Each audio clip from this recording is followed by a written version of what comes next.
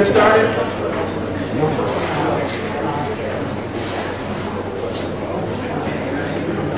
We'll call the meeting to order now.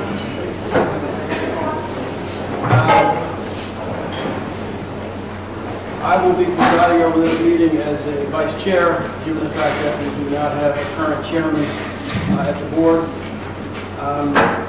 We're going to also rearrange the agenda slightly this morning to accommodate some other things. One thing I just want to make note of right now is that the third, one of the variance requests has been pulled from the agenda today.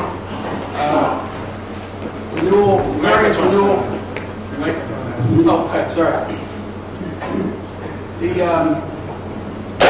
request to Board of Correction minimum standard 1-16C12, enhanced supervision housing, exclusion of 19 and 21-year-olds from enhanced supervision housing. That item has been pulled from the agenda. First thing I think we want to do is to elect the officers for the year. First office is the office of vice chair. The bylaws require a vice chair election each January. The vice chair will serve for a term of 1 year, beginning on February 1st, ending on January 31st, 2018. Could I have a nomination for the vice chair, please? I'm happy to do it. I'm going to nominate Derek Cephas, vice chair of the Board of Corrections. Thank you very much. Is there a second? Second. Thank you. Is there a vote? All in favor? Opposed? Thank you. The vote carries. Second position is acting chair. The bylaws allow the board to elect a member to fill a vacancy of the officer upon resignation. The acting chair will perform all of the chair's functions beginning immediately until the mayor appoints a new chair or until January 2018 meeting, whichever comes first. I need a nomination now for an acting board chair. Is there a nomination? Nominate you, Derek Cephas, as our acting board chair, please.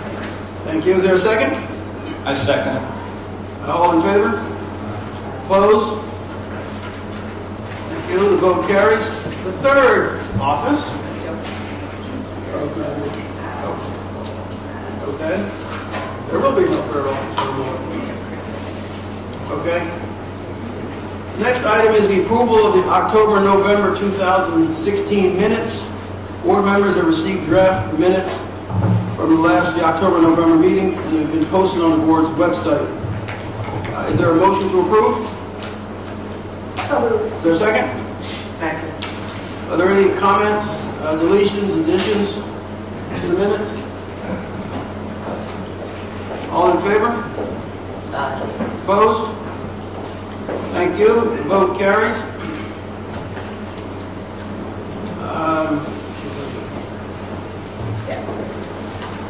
The next items on the agenda are the public comments on votes.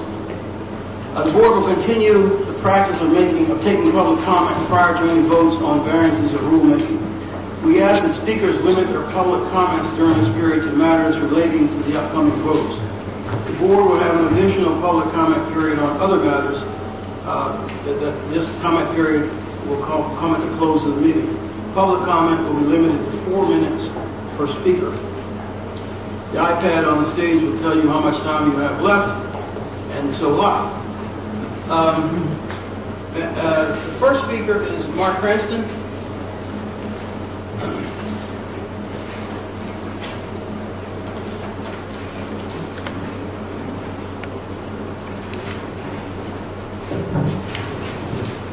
Good morning. I'm Mark Cranston. I am Special Advisor to Elias Swiss Medina and the Correctional Officers Benevolent Association. I want to speak to you today about the variance that's before you for the 7-day rule. The Correctional Officers Benevolent Association supports the granting of that variance. We think it's an important tool for the chief and the commissioner to have in very exceptional circumstances when an inmate may demonstrate such a propensity for violence that punitive segregation might be the only way to keep people safe and to keep staff and inmates safe. So we support that variance. We don't We don't subscribe to that as a solution for long term, but given the circumstances now, we think that the variance should be granted, and we're certain that the chief and the commissioner will use that judiciously and effectively if approved. And what we want to also say is that we continue to want to be a part of solutions and problem solving. We continue to agree that punitive segregation should be used only in very limited circumstances, only for the longest duration necessary, and in the least restrictive manner possible, which are federal guidelines that are approved in the past year, and they're guidelines that we think the department should follow, and we always want to be cautious about going too far on those restrictions where we end up with unsafe conditions in the jail. So we want to be part of it. We want to be effective in problem solving. We bring a lot of expertise to the table, and we've begun to have discussions with several of the board members. We have scheduled or met with 6 of the 8 board members. We have not heard back from Mr. Bryant yet, and Judge Hamill has decided not to speak to us due to pending litigation. We would just reiterate that we would really like to speak to you to help problem solve.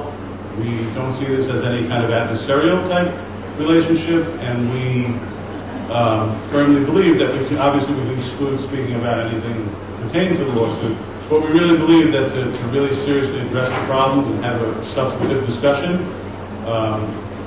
we hope you make yourself available to meet with us, and we can take off the table anything you would not be comfortable discussing, but we'd really like to have that input.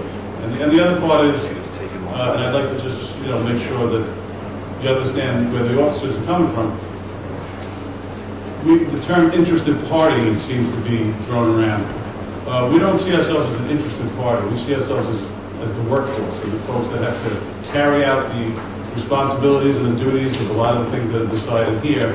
And we need to have much more dialogue and input than just 4 minutes, which, wow, that went really fast because the clock's almost down. So I would just reiterate that again. I can speak to you guys offline, but we really want to have productive and substantive conversations with each and every board member on a continuous basis so that you are fully aware and understanding of where the officers are coming from and what their priorities and what their concerns are.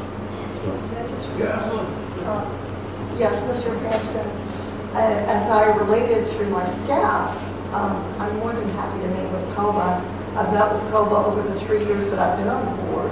I don't meet with any of the groups without our staff present. We have an executive director, we have a general counsel, and generally we meet in groups. When we've met with COBA, we've met with groups. It's much more efficient.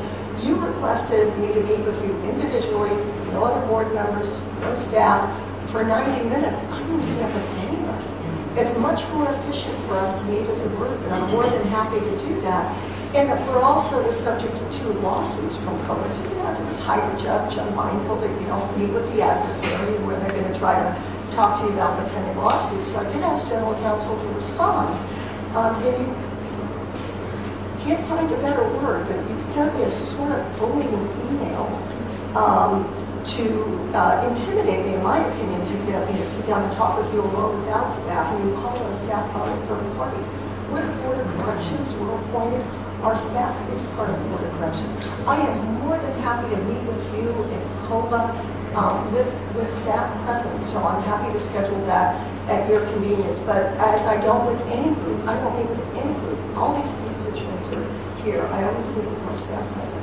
Thank you. Well, that was never my intention. Mr. President, I apologize. think the best thing to do is for you folks to have this conversation. Yeah, I agree. Privately. Thank you, but your time is up. Thanks. Thank you. The next speaker is Albert Craig.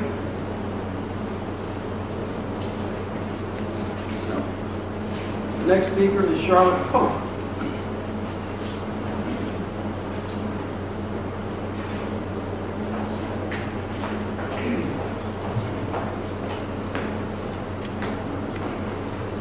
My is Charlotte Pope. I'm from the Children's Defense Fund, New York. Thank you for the opportunity to speak. I'm going to comment on the variance relating to ESH because it's not clear to me right now what taking back the variance means for the ESH model. We remain concerned with how the description of young adult ESH presented during the October public meeting diverged from the October variance request as well as the existing rule on ESH, most clearly with the addition of a young adult assessment component, and we cannot support the renewal of this variance without a clear, consistent explanation of the unit's operation and purpose. We encourage the board to seek clarity publicly on what's being described as a comprehensive analysis of the use of ESH for all young adults, as well as what is expected at the end of the variance and what will determine whether a rule change will be pursued. We were disappointed to find that the December ESH report fell short in addressing the many unanswered questions raised in October, specifically who exactly can be placed in the ESH model, how long they can stay, what is the process for exiting, where they will be eligible to be housed upon exit, and what will be the maximum allowable capacity of the ESH model. It was emphasized in October that ESH was for a small population of young adults. We encourage the board to consider a cap on the young adult ESH population and to limit the expansion of the ESH model at this time, as there's no clear public explanation of who can and will be housed there and how they can leave and where they can be moved. We would also appreciate greater clarity on whether young adults in ESH will be provided additional lockout hours, and we urge the board to adopt the goal of 10-hour lockout. It has been argued that people requiring separation cannot be housed together and secure. It should not be the case that separation alone determines access to 7 hours of lockout instead of the 10 to 14 hours afforded and secure. If the board does choose to vote upon this variance, I'm not sure what that's going to look like. We urge the length to be limited, and conditions that restrict the expansion of the unit mandate a clear pathway for transitioning out and require thorough reporting on the relationship of ESH to all other young adult restrictive housing units. Thank you. Thank you. Sarah Kerr. Hi, I'd like to have my name moved to the after comments since I don't understand what's being done and I don't want to address a variance that isn't before the meeting. Okay. Thank you. Jennifer Parrish.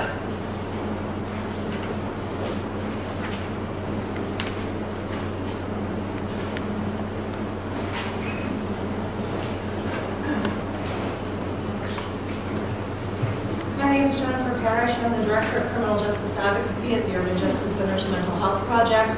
I'm also a member of the Jails Action Coalition. I'm very pleased that the variance regarding including young adults in the ESH has been withdrawn.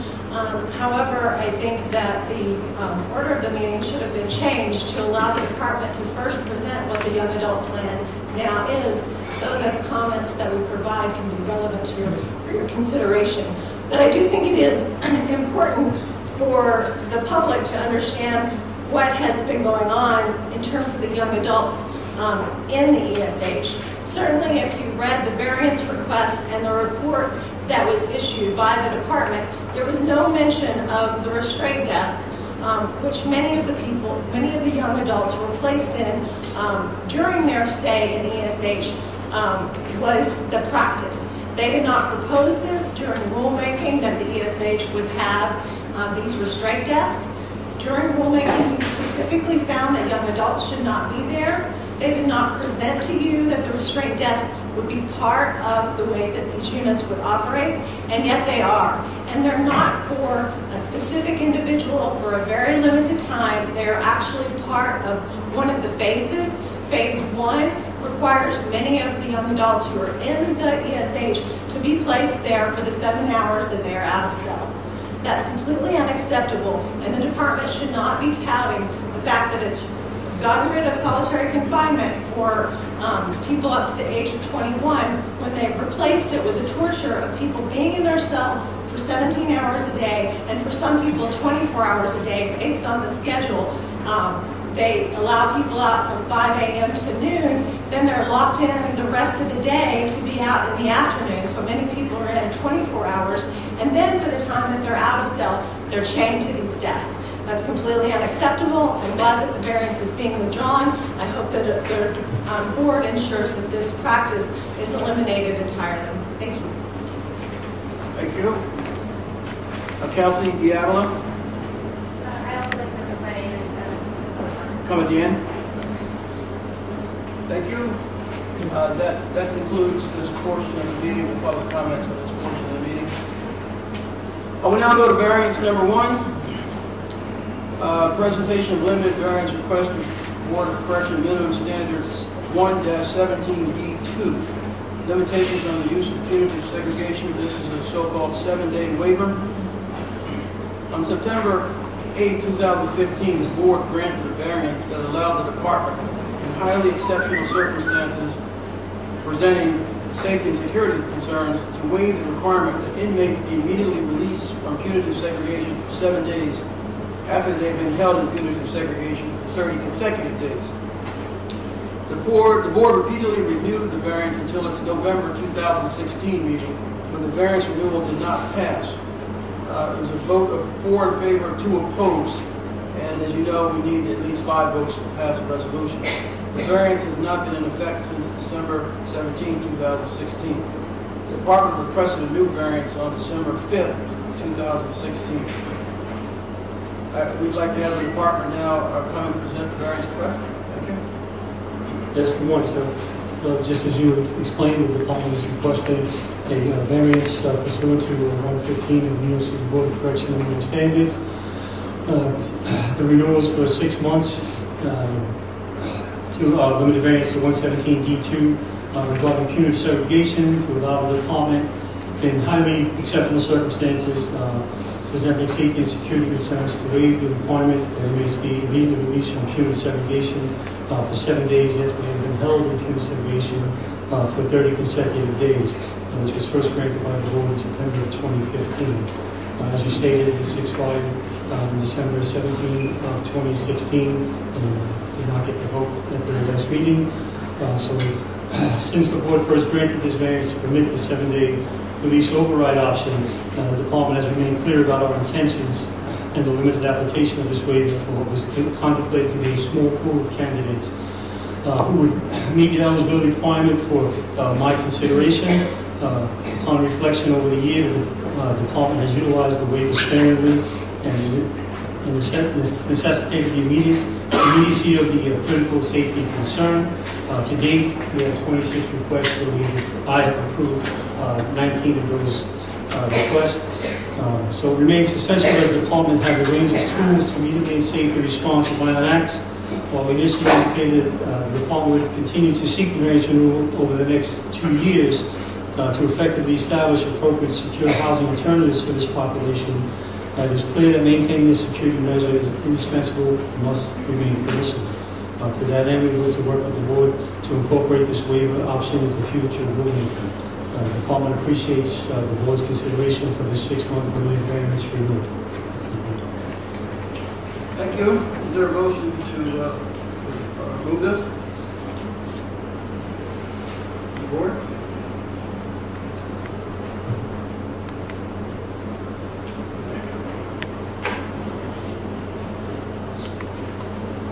Yeah, we'll move it. Yeah, there will be discussion. We just need to move it in a second. Is there a motion? Is there a second? Second. Thank you.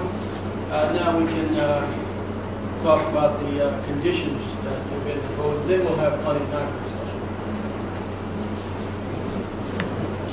I have some questions.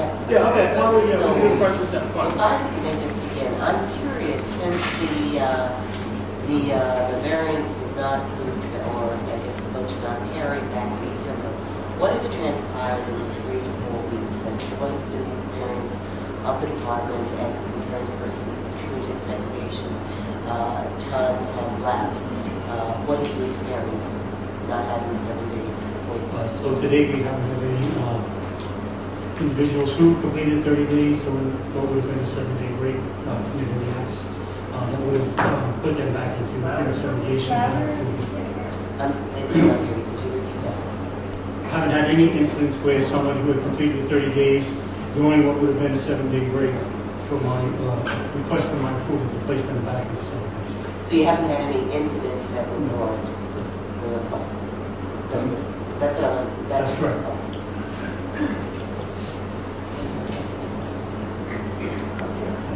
questions. So, I believe the last time the variance had been approved, and it was in use, to my knowledge, the level 1 enhanced supervision was not operational. So, based on a tour I took out at Rikers, an enhanced supervision with blended housing unit as well as young adult, I've become aware that there is now a level 1, which is full leg restraint the entire time. A level 1 enhanced supervision inmate is out of cell. So as I read the directive that you all provided, it said that they're to be out of cell no more than 7 hours in full leg restraint at the desk. Given that you all now have the practice of full leg restraint in level 1 enhanced supervision, and we'll talk later about exactly what that looks like, why is it that you need this? Because part of the reason you said you needed it is because there was no place else to go to place these people to secure them safely, and they therefore needed to they need to be maintained in punitive segregation. Why is that a necessary tool now? Well, first and foremost, ESH level 1 is not punitive. And so this is a variance to place someone back into punitive segregation. And it's upon my approval, I would explain why the lesser secure option is not suitable. Okay, so can you explain in general So in this case now, so if this variance is approved and I get a request, and if I make a determination that ESH 1 is more suitable than punitive segregation, that's the decision I would make. Currently, I don't have that option. Is the distinction, you said enhanced supervision is not punitive. Would you agree with me that an inmate going in, being locked in all but 7 hours and when out being completely shackled at both legs to the desk would certainly feel punitive to that person? I don't know, I haven't been to that person, maybe. To me, no. Okay, and what makes it not punitive? Because they're out 7 hours and they're getting the program services that they're entitled to. Well, that was punitive seg light, which was punitive, right? They were out 7 hours and getting services. They didn't commit the act of violence instead of life that they have to get to ESH 1 or punitive segregation. But in fact, in your placement criteria, don't you lay out a number of things which include stabbings and slashings, assaults on officers, assaults on inmates? In other words, there's got to be some sort of violence that's been perpetrated to get them into enhanced supervision. So isn't it in fact... I would just say we have a discussion about ESH or we have a discussion about punitive segregation. Well, I'm asking about ESH because in the past you didn't have that as a tool. That's correct. And as I understand it now, I went there and I spoke to the young men that told me, and nobody disputed it, that they were fully shackled the entire time they were out. Fully shackled. Other than Shackled the till cage, which is what you do in punitive seg. So now you have a new tool and you didn't That's have. correct. That's the reason I'm asking why But that may not would be apply the to case. everybody for the 7-day period. Pardon? That may not apply to everybody during the 7-day period, which is... Oh, so the infraction they committed wouldn't rise to the level of an enhanced supervision placement? May not. So enhanced supervision is not what you currently have done. It's what you have done in the past. It's based on... you go to punitive segregation if you stay to slash somebody, and then when you come out, we would make a determination if you go to general population, ESH 1, ESH 2, for going forward. This is for the immediate incident that had transpired. So if you're on a 7-day break and you commit an act of violence, we're requesting that you go back to punitive segregation for that particular act. And one last question, it's not contained within the variance request, although you do state in general that's how it operates, and based on the evaluations we've done, it appears to operate this way most of the time, but not all the time.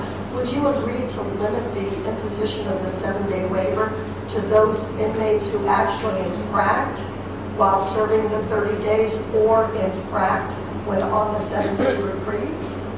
That's what the 7-day waiver is for.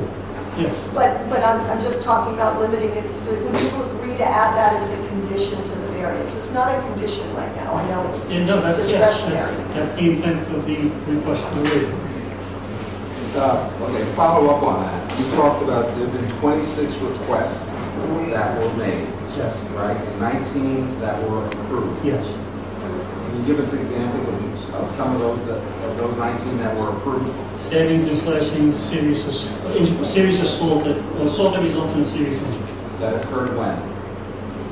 Excuse me? That occurred when? Either while individuals were in punitive segregation or while they were completed 30 days and doing what would be that 7-day break. So they were already in punitive setting, Some were already in punitive segregation. or had been released, Have been released and and now then committed another incident within 7 days of their within the release. 7 days. That's So correct. they were deemed to be violent, Yes, right?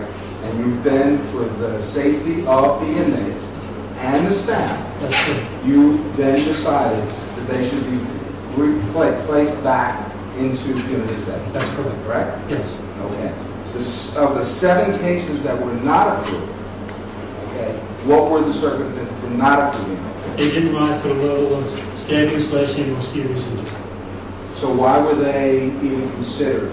So the recommendation to be made, that's why it's up to me to approve. So I look at all the facts presented to me and I make a determination. So if it did not meet the criteria which we have set forth, I make a denial.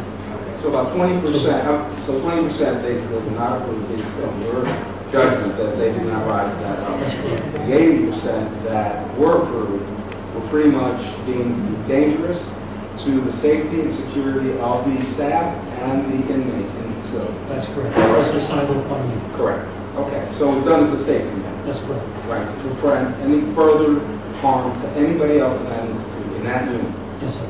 Right, thank you. Are there any other questions? Anybody else wants to raise on the board?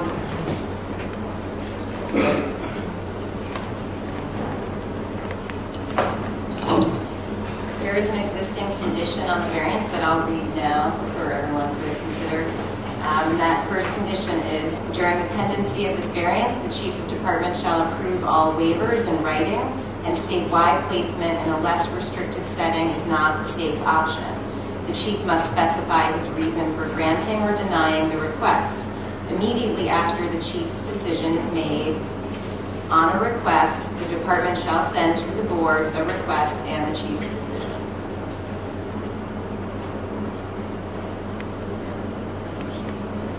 So now we need a motion to move that particular condition. Is there a motion? So moved. Second. Thank you. Are there any questions or comments about that condition? From the board or from the From the department? board? No, we have no issue with the condition.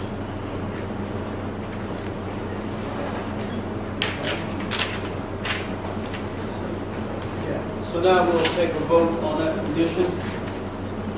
All those in favor? Is there any opposed? Okay, so the motion carries. Mr. Chief, before you go, Yes, sir. we're talking about 20%, we're talking about 8%.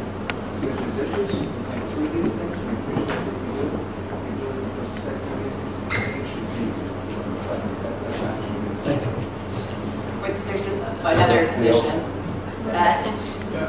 So there is also one other condition, and that is that during the pendency of this variance, 2 weeks before the end of the variance, the department will provide the board a public report on its punitive segregation reforms, including the use of therapeutic and other programming for people with long histories of or stays in punitive segregation, sentencing reforms, disciplinary reforms, and alternative sanctions, and the use of punitive segregation 2 or light. Let's move that and put the 8. So is there a motion for that, relating to that second condition? So moved. Second? Second. All right, for now, any questions or comments from the board or from the department on that? No.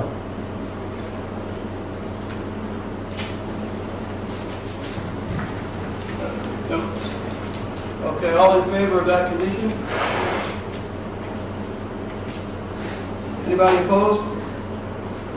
Okay, condition approved. And then let's wait for 1 minute so Brian will put it better. Okay.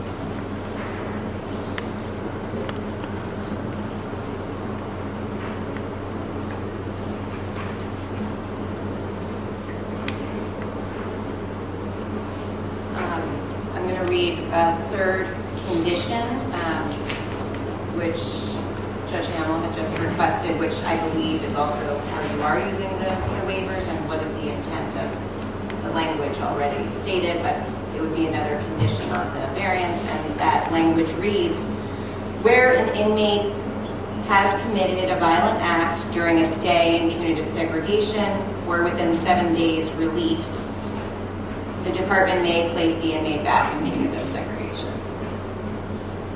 Would you like to think about that?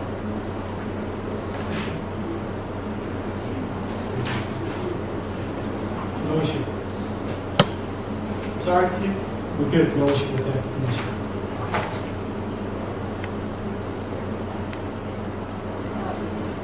So moved. Second. Second. All in favor? Any opposed? Condition carries.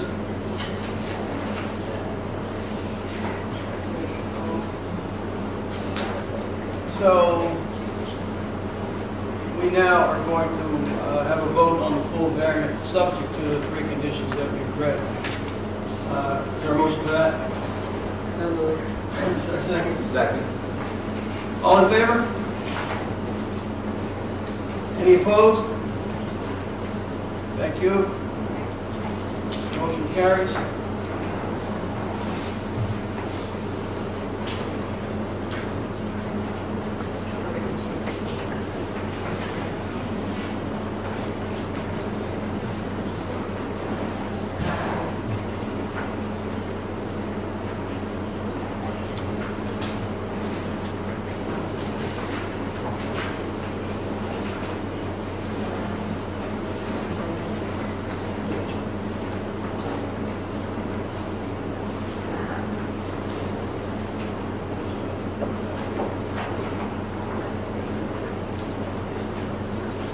Okay, now we're going to address variance number 2, which is a presentation of limited variance request to the Board of Correction minimum standard 1-02C1, which is young adults housed separately and apart.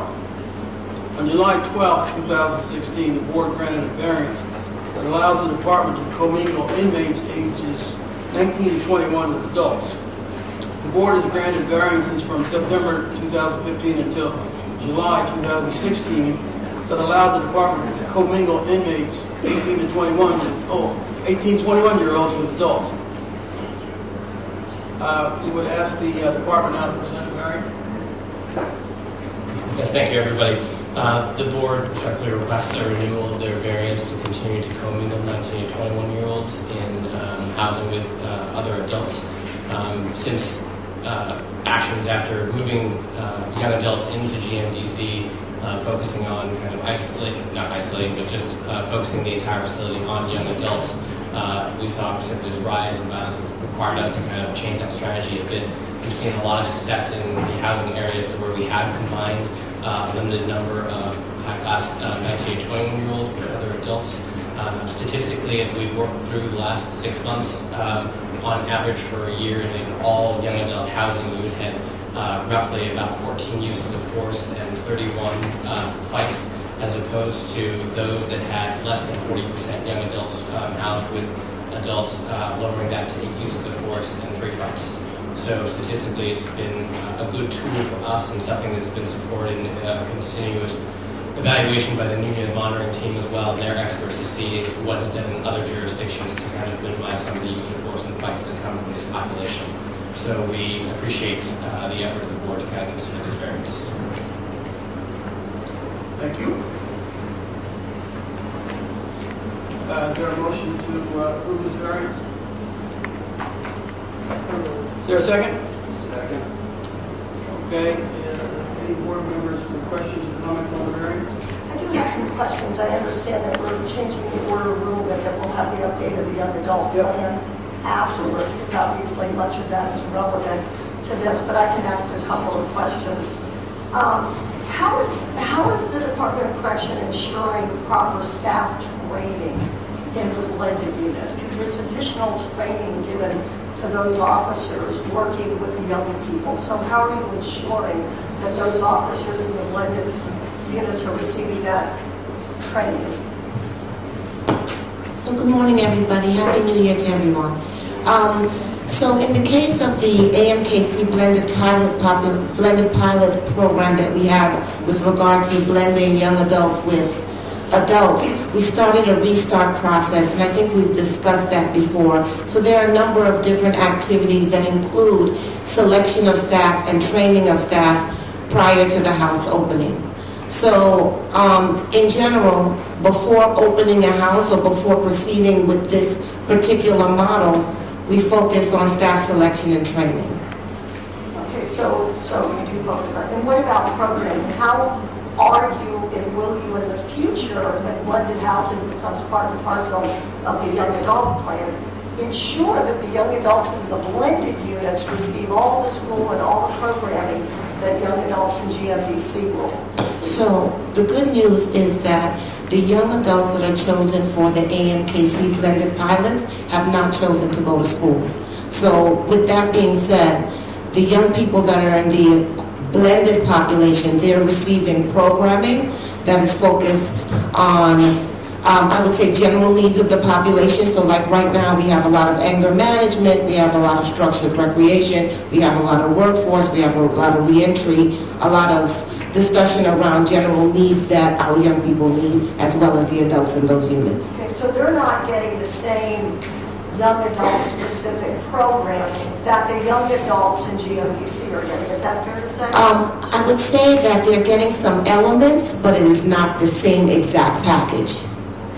And how do you decide which young adults are appropriate for the blended units versus those who will stay in GMDC? How's that decision? So there are a number of different factors. Our classification unit, OSIU, as well as our assessment materials that we utilize. So again, when we discuss with young people, do you want to go to school? What are your interests? What are your needs? These are some of the decisions that go into, as well as, of course, security is paramount.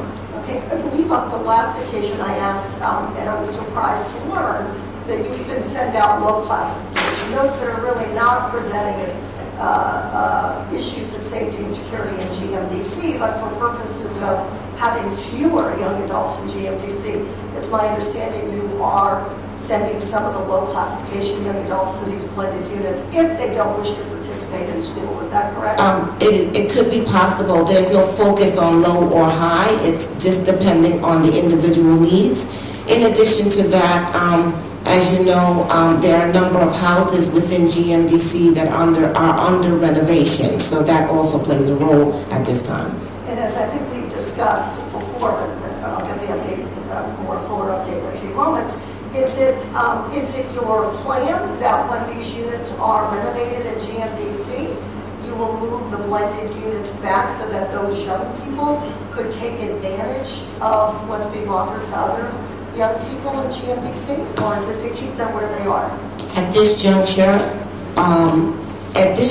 we have determined that we're going to continue to learn from the lessons that we're learning from. We're gleaning the lessons that we have from this particular pilot. Right now, it's working very well in AMKC, so I don't have a fast and steady answer on whether they'd be moved back, but right now they're doing very well where they are.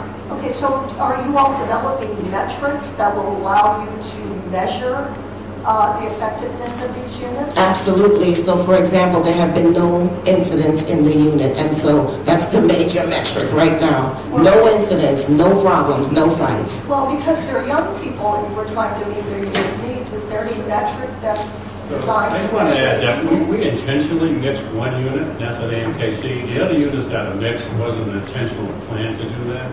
So I think your comments on what are you going to do once we get opening at GMDC to bring these units back. So long as inmates participating in the program, we have a very robust program availability in GMDC, so it makes sense. But at this point, the other mixed units are just out there mixed based on classification, not on programming needs. But as the inmates want to participate in the program, we try to bring them back into GM. So even if the inmate's out and says, I want to go to school, or I'm interested in this, we'll try to bring them back. But I don't want to make you believe that all these other units that are out there that are mixed, that we have the same design as we did in AMKC, which was very specific, say, let's try this model and see if this is helpful. Okay, so my final question is for you, the Commissioner, then. Do you still believe that the 18 to 21-year-old shall be treated as a developmentally distinct group with unique needs while they're incarcerated? I think when inmates participate, we're very effective. GMDC's done a great job. Staff there have done really great work. We did run into problems with the higher level, high custody inmates when they started to act out there. Influence on the others was very problematic. So getting a design that works for us in these buildings is what we're struggling with now. I think the program piece is effective. The different staff approach is very effective. But at the high custody model, the safety issue was a concern for us. If I can comment, I guess in the last few months since being on board, this has been a new concept for me because working in an environment, the Federal Bureau of Prisons, with over 200,000 inmates, this was never an issue. We never considered 18, 19, everybody was housed together. What we considered was gang affiliation, ethnicity, right, security level, those kinds of things. But we were not concerned so much because we knew that when we housed them appropriately in units, that and you programmed them, they were okay. And there was no incidents based on that age. So it's taken me a while to get used to this, what I'm saying. But now what I'm hearing from you, and I wanted to ask, you talked about some metrics. You cited in your report where there's been you said something about use of force and fights have been, I guess, decreased. Do you have numbers, actual numbers as a comparison? Yes, actually what we did was we took a look at about 182 units, combined housing units, both of young adult 100% population and those that had different varying percentages of young adults in there. And statistically what we found on average for the year, you'd expect in a housing unit, you clearly had housing units that didn't have any of this, and you had housing units that had lots of this. But statistically through that analysis, the projection for a year for a 100% housing unit was around 8 uses of force and 3 fights on average. I'm sorry, in an only young adult, it was actually 14 uses of fights and 31 fights. And then you had about 8 use of force and 3 fights associated with those that had under 40% young adult population mixed. Now, a high level of those were high class, just based on the spectrum of housing units that we hold, but that trend seems to be consistent across the board as we move forward. The AMKC actual pilot and some of the other blended units that we have. And just in terms of what are the overall numbers of 18 to 21-year-olds a week? As a population? Yes, right now. So roughly we have around 950 total young adults that would fall into the 18 to 21 category. Currently about 490 something, 500 are at GMDC, about another 100 are at EMTC, and there are still another breakdown of about 80, 90 kind of in some of the special population units, and then we've got the remaining 300 or so kind of blended around the rest of the department. So about 10% of your overall, about 10% yes, of about 10% your of the overall population. Depending on today's population. The majority of them in AMKC? GMDC. Sorry. No, how many do you have in AMKC in the blended units? Oh, 80. 80 something. Yes.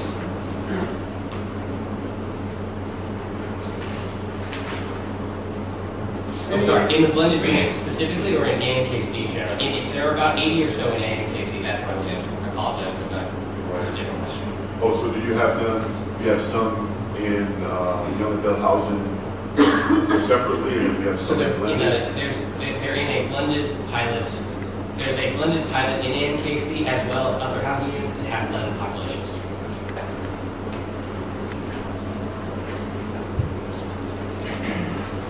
Any further questions or comments from the board? Thank you. So we do have some conditions for this particular variance. I'll start off with the first condition. During the pendency of this variance, the department shall provide the board with a monthly young adult census showing in which housing units and jails 19 to 21-year-olds are housed. And the department shall continue to A, provide the board with a monthly progress report on its implementation of the young adult plan and implementation of alternatives to punitive segregation, i.e. second chance, true, and secure units. And B, provide its progress report for each month on the 10th business day of the following month. That is the first condition. Okay, so on this, we need a motion to move this forward as well as a second. So, Is there a second? Second. Thank you. Any questions or comments from the board on that condition? Would the department like to comment on this condition?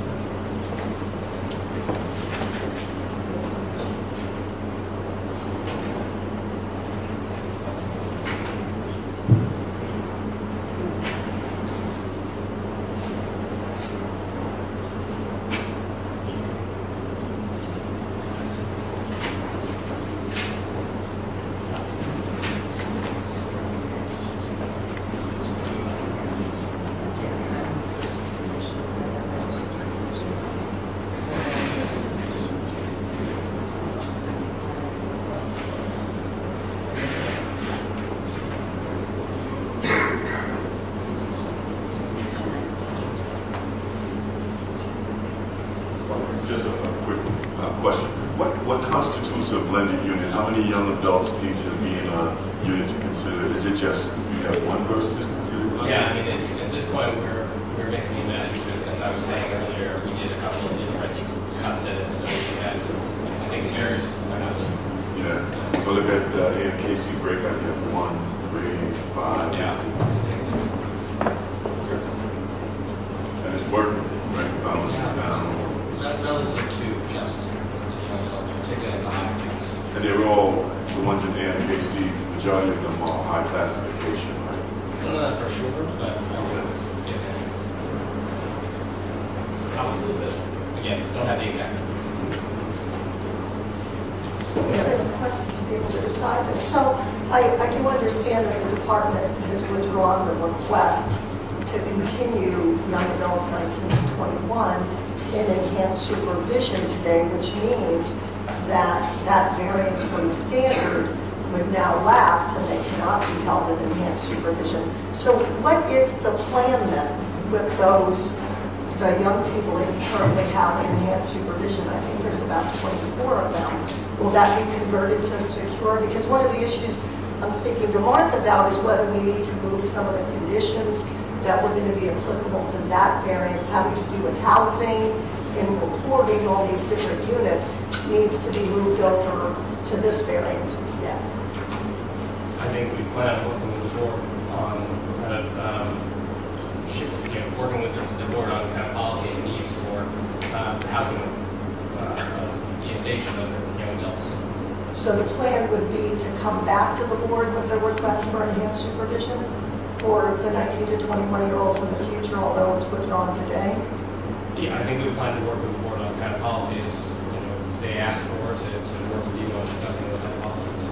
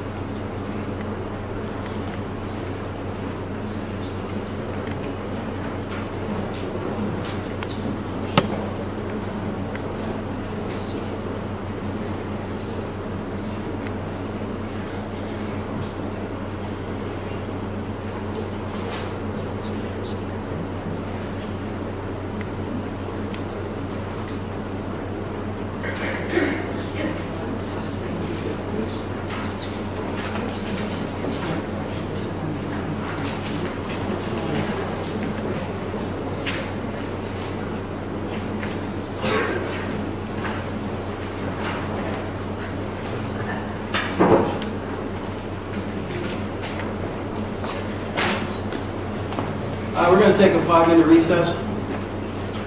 Thank you. 5 minutes only, please. Thank you.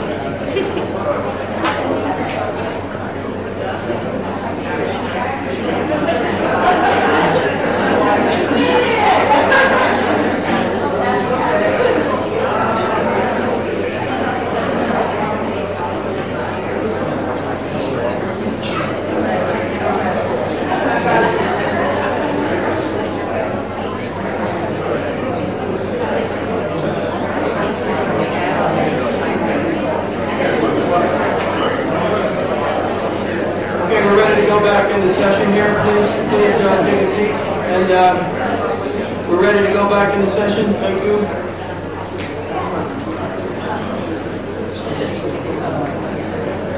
Okay, we've completed the discussion on the first condition, and so now we'll have a vote of the board on that particular condition. So is all in favor of condition number 1? I will reread it. Okay.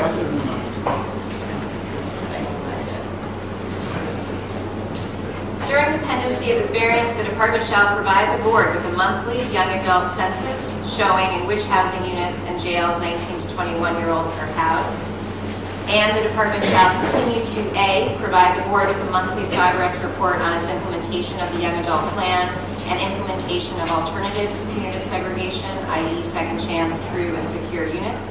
And B, provide its progress report for each month on the 10th business day of the following month. Thank you. So everybody, all in favor of that condition? Anyone opposed? Thank you. And the second condition.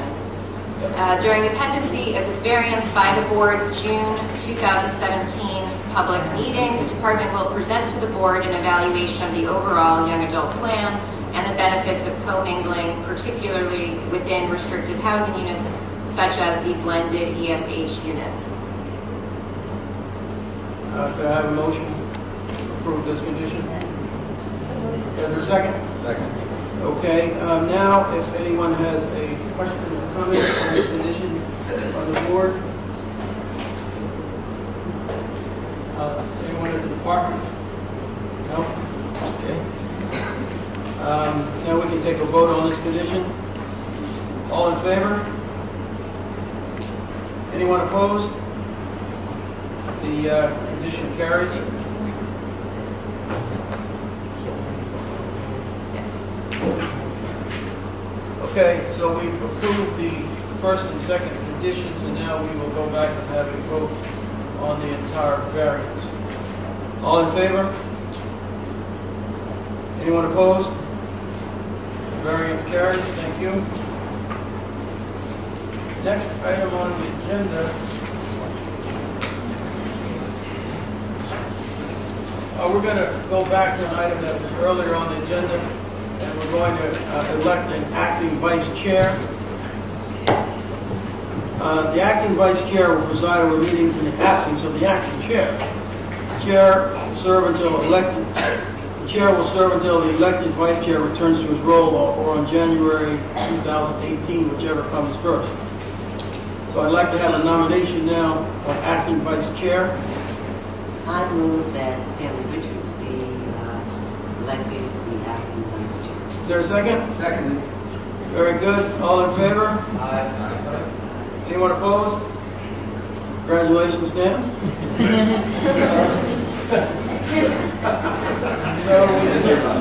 That's a serious comment.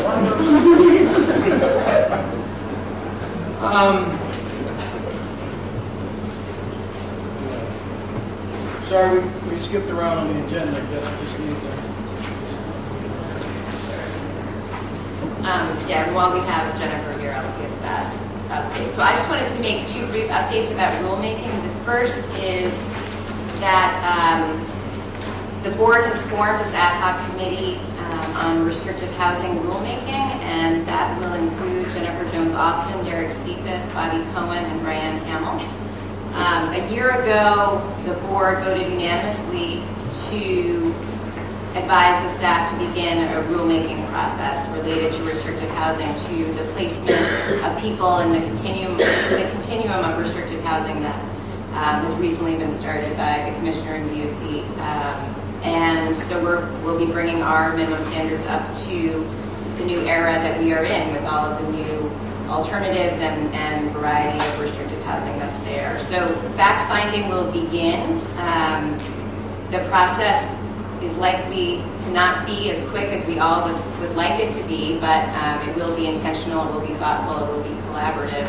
And so we're excited to begin that. And obviously the fact-finding period, which will involve probably speaking with most people in this room and speaking with national and local experts and practitioners, will take some time, and then the real public comment period, the official public comment period then begins thereafter once the board actually proposes a draft rule. So I wanted to provide that update. I know the year has been long since we first announced that move, and so we're excited to start to get to work on it. The second very brief update is that the board's newest chapter on sexual abuse and sexual harassment went into effect on January 2nd. On our website, you can now find what I hope you will think are two very useful tools. One is a shortened, condensed list of everything that actually went into effect on January 2nd, and the other is a list of things that are going to be phased in over time. And so that will help the board monitor compliance with this new chapter. It will help DOC and H&H in their planning to implement these new requirements, and hopefully it'll keep all of us here and all people who are interested in this informed about how things are being rolled out and the reporting deadlines and implementation of the rules. So those were the two rulemaking updates I had. Thank you.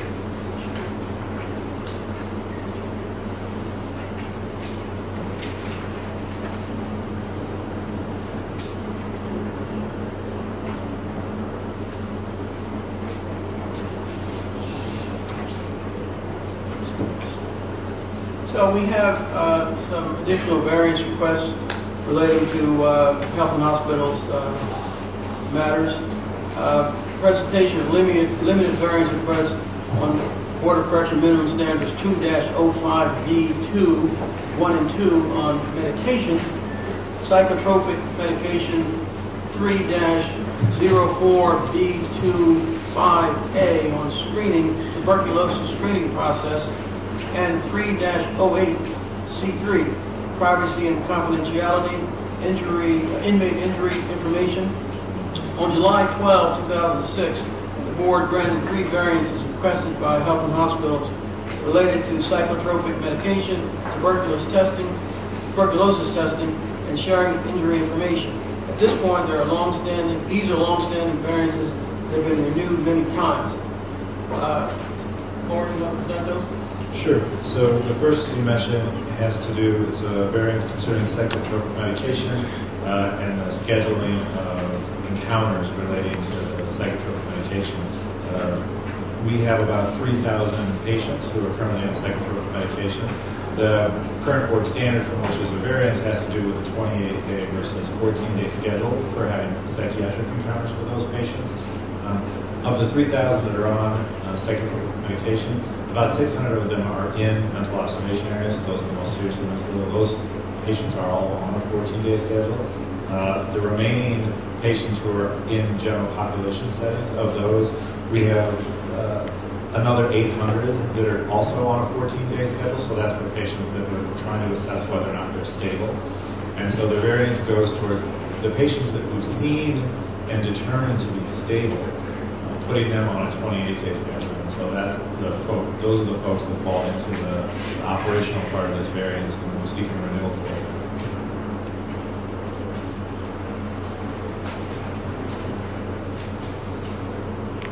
Any questions from the board? Yeah. And, are you planning on suggesting rule changes regarding this? Absolutely. You know, we've been contacted by the board, and so we're prepared for these long-standing variances to sit down and talk with the appropriate committee about that. Thank you.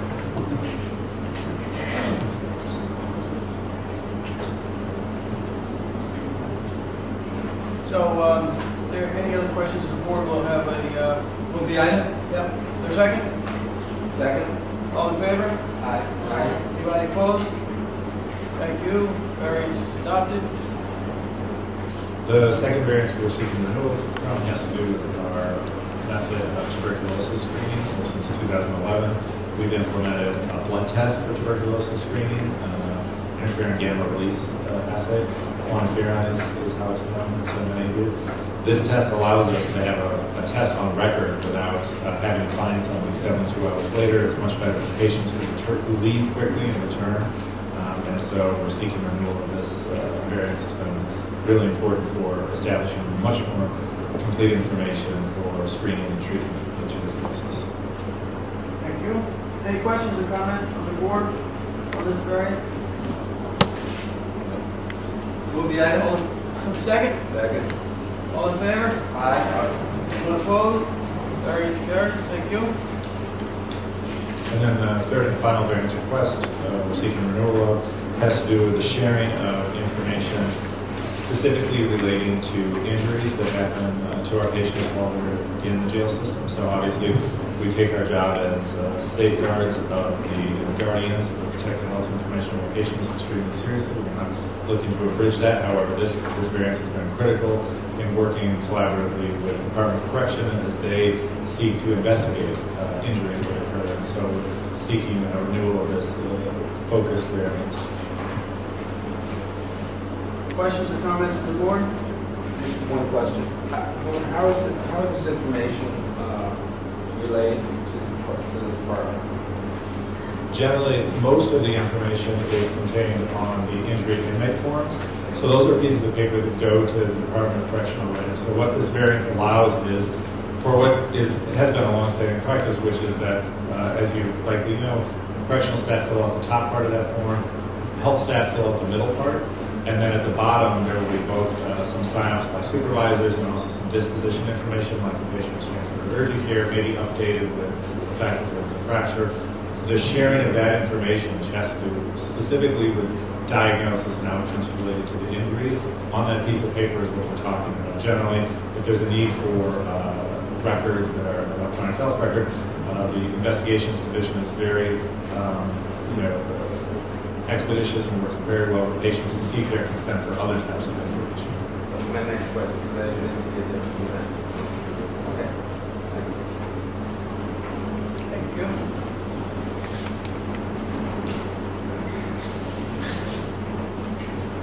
Any further questions, comments from the board? Is there a motion?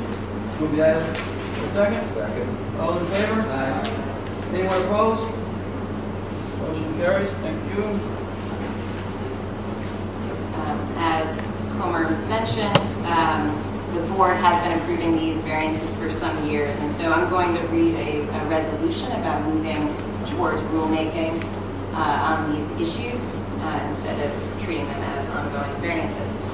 I will read it now. Whereas New York City Health and Hospitals requested a 6-month renewal of a variance for minimum standard 2-05B2 i concerning psychotropic medication, authorizing psychiatrists to see and evaluate stable adult patients on psychotropic medication in general population at least every 28 days rather than every 14 days, and further that this variance was first granted by the board on November 10, 2005 and has been repeatedly renewed. Whereas New York City Health and Hospitals requested a 6-month renewal of a variance from minimum standard 3-05B2VA, which requires that a tuberculin skin test, TST, be administered during the intake screening process for inmates who do not have a prior history of a positive reaction to the test, authorizing CHS to use either interferon gamma release assays, Well done. IGRA or TST for tuberculosis screening, and to exempt from repeat screening those prisoners who have a documented negative test in the 6 months prior to their admission, and further that this variance was first granted by the board on July 22, 2013 and has been repeatedly renewed. Whereas New York City Health and Hospitals requested a 6-month renewal of a variance from minimum standard 308C3, which prohibits inter alia healthcare personnel from reporting specific diagnoses to a chief correctional officer when reporting inmate health information necessary to protect the health and safety of the inmate or others, allowing healthcare staff to provide the Department of Correction with specific diagnoses related only to injuries sustained by prisoners while in correctional custody, and further that the variance was first granted by the board on November 18, 2013 and has been repeatedly renewed. Therefore, it is hereby resolved that pursuant to New York City Charter 626E, board staff shall draft a rule integrating the 3 variances into the minimum standards.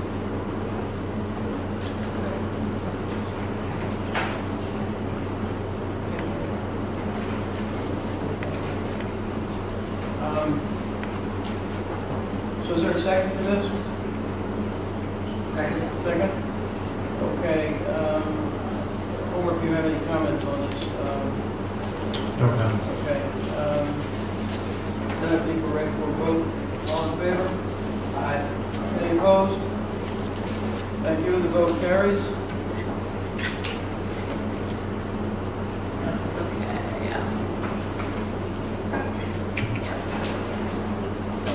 So now we'll go back in the agenda to the young adult plan.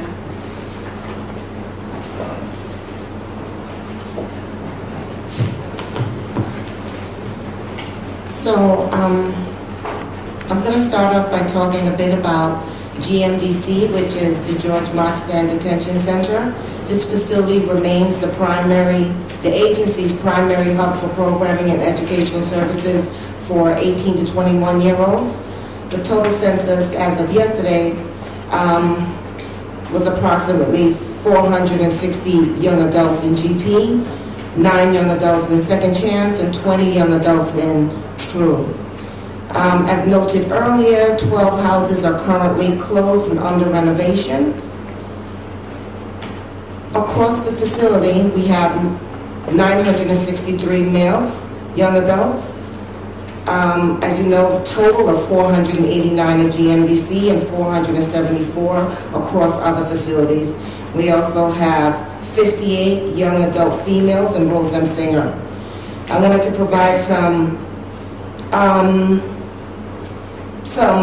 programming elements, just some highlights, not everything, but as some of you might be aware, the Youth Reentry Network began its historic launch on November 1st for adolescents, but it has worked its way into Rose M. Singer, commencing on December 5th.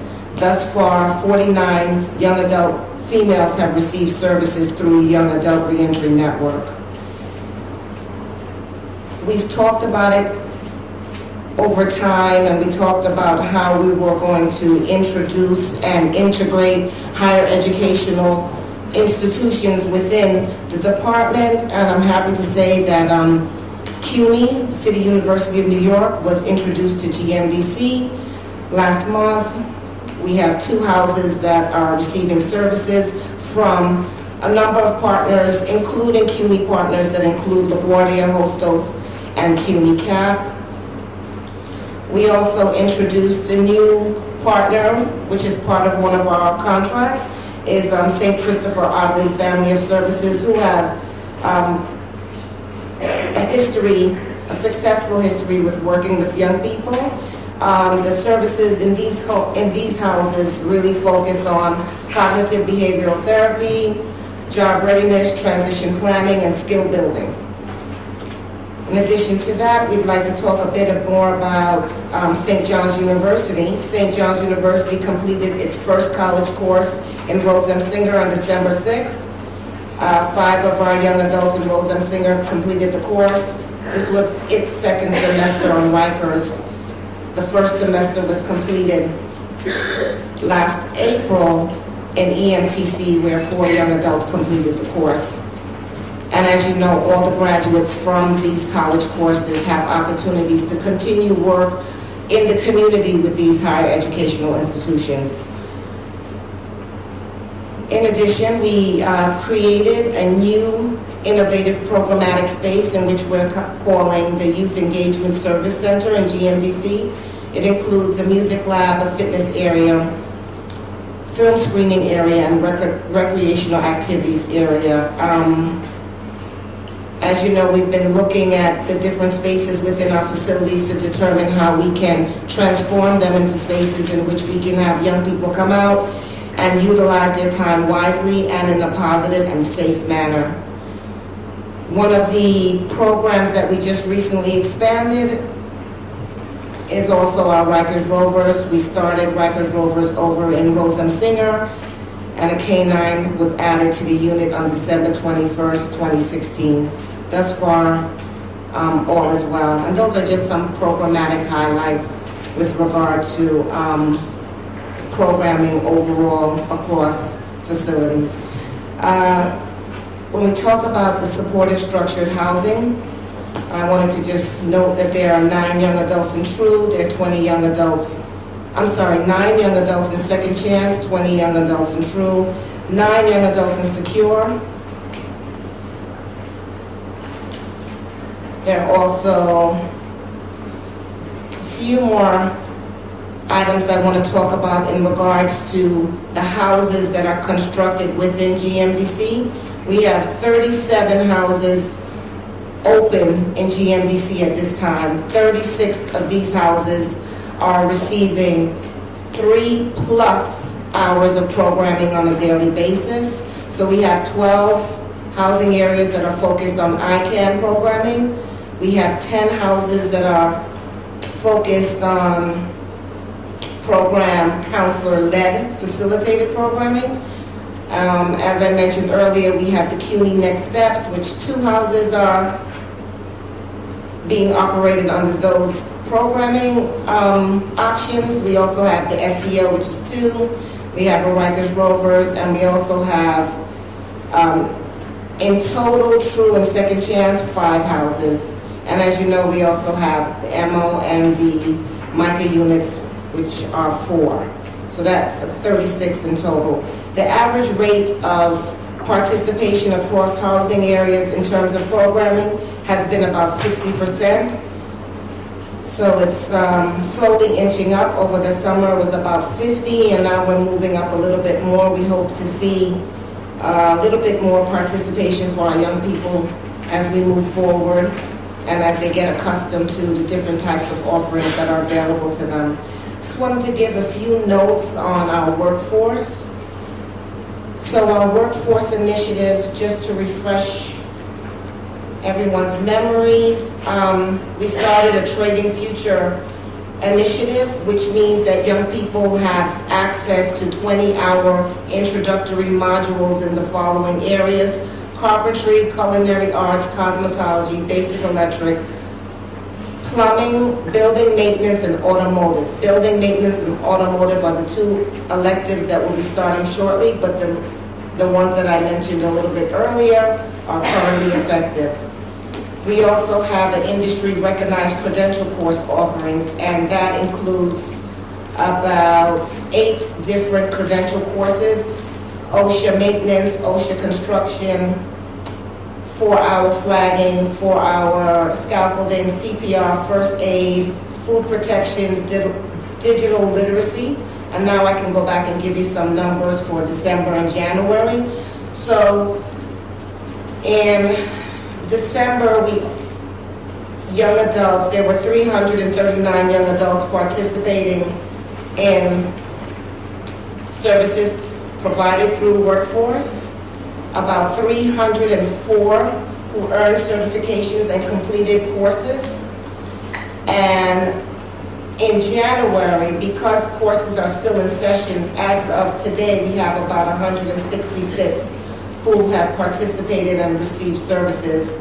And as of yesterday, only 17 have received certification because 145 are still enrolled. So we're still waiting to see what that will pan out to be. But so far we've had a high rate of completion and a high rate of passing as it relates to certification. Just to give a few numbers on the remaining courses, so we have about 227 courses that are remaining for fiscal year, and that does not include the skill building courses that are offered by CUNY, SEO, or ICANN, and it amounts to about 2,429 slots available for young people throughout the year to continue this type of work. We're seeing a lot of positive, I would say positive engagement and reaction to the ability to take these courses. And we are using all opportunities to really try to engage young people and also provide positive reinforcement so that they are aware that these are things that they can do to encourage hope and safe behavior. For FY 2017, about 933 youth have been provided services. And now just remember that might be a duplicated number in case young people have taken additional courses. But it's quite a lot that's going on in GMDC. And just a little bit about ICANN, because as you know, traditionally, ICANN was focused on an older population, and so we've really tried our best to make sure that we utilize ICANN and its reentry services to help us move this target population forward. And so far in December, about 230 youth have received services. In January, it's the same. About 153 youth are engaged in services, but the month is not over, so we expect to see higher numbers by the end of the month. We have about 51 certifications that were earned while they were participating in ICANN. And just to give you a few of the courses that they've been engaged in, it's really focused on healthy relationships, responsible behavior, cognitive behavioral therapy, transition planning, health and wellness, financial literacy, creative writing, and really some individual change plan work. For FY 2017, about 793 young people were served, and that is through the month of November. And I would say that many of our young people have been engaged in anger management. Of that number, about 251 have been involved in anger management, creative writing about 124, and then the numbers kind of pan down in terms of health and wellness 58, cognitive behavioral therapy 49, substance abuse 91, parenting 7, and different things of that nature. So I just wanted to give a very brief overview of what's happening across agency overall. And I just open it up to questions. Okay. I have some questions. Sure. Being on the Board of Correction or Public Board, I see part of our role is shining a light for those who cannot go, and certainly up until today,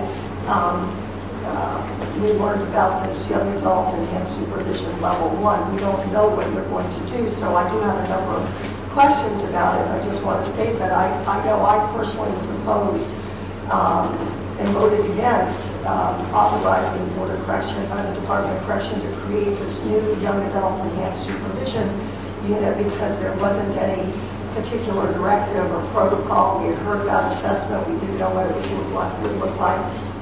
And so I have some questions about that. I know you said you'll be working with the board. Yes. But we can't meet with you as a group because that's prohibited by public officer law. We must meet with you as a group or a lot of individual meetings. So I think this would be helpful for at least a start. And also because I personally endorsed the idea that young adults go into enhanced supervision many, many months ago, but it certainly didn't pan out to be what I anticipated, so we need to kind of know how it works.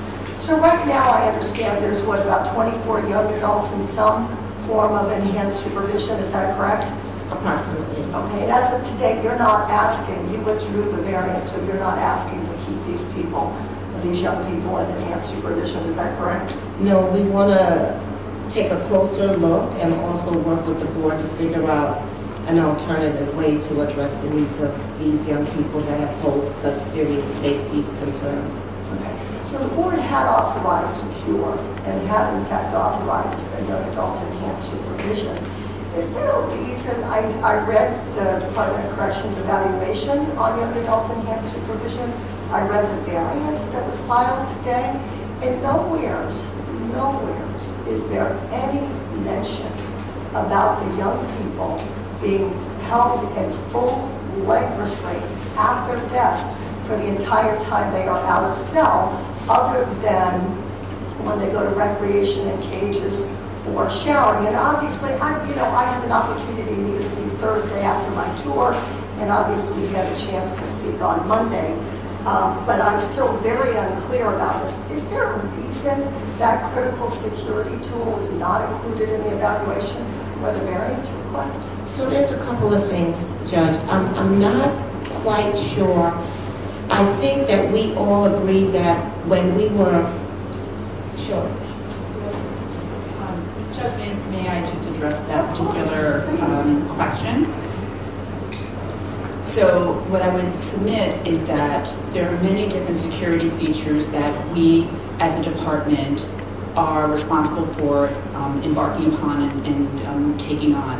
And not every single aspect of how we handle security is built into the variances. We have a restraint policy, and in the restraint policy, it provides for how we transport particular inmates to the courts, how we move particular inmates, and one of the features is, in addition, a restraint desk. And so those are tools that the department has available for security purposes. And so that isn't something that we would have contemplated would have been included in the report that we provided to the board. So you don't think that would be important to the board in evaluating your evaluation and considering a variance, knowing whether or not young people were going to be restrained in desks for 7 hours? Well, it's not something, I mean, everybody comes to the Board of Correction has made visits, and there's a great deal of transparency. We've had the monitor come for a visit. We've had the different advocates, if they've been interested in coming for a visit.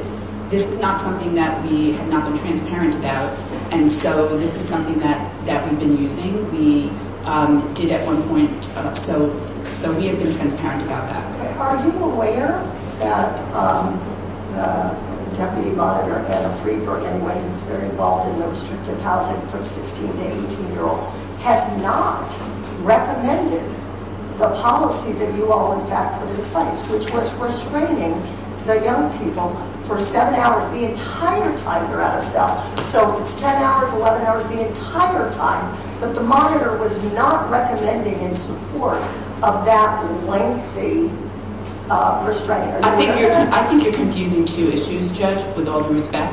The monitor has very much supported the use of the restraint desk. They approved the policy that we are using in the department. Now, as far as the enhanced supervision housing, they have visited. They have not indicated to us that we should not be using the enhanced supervision housing, and I think in all fairness, Your Honor, I think the monitor has made clear that they believe all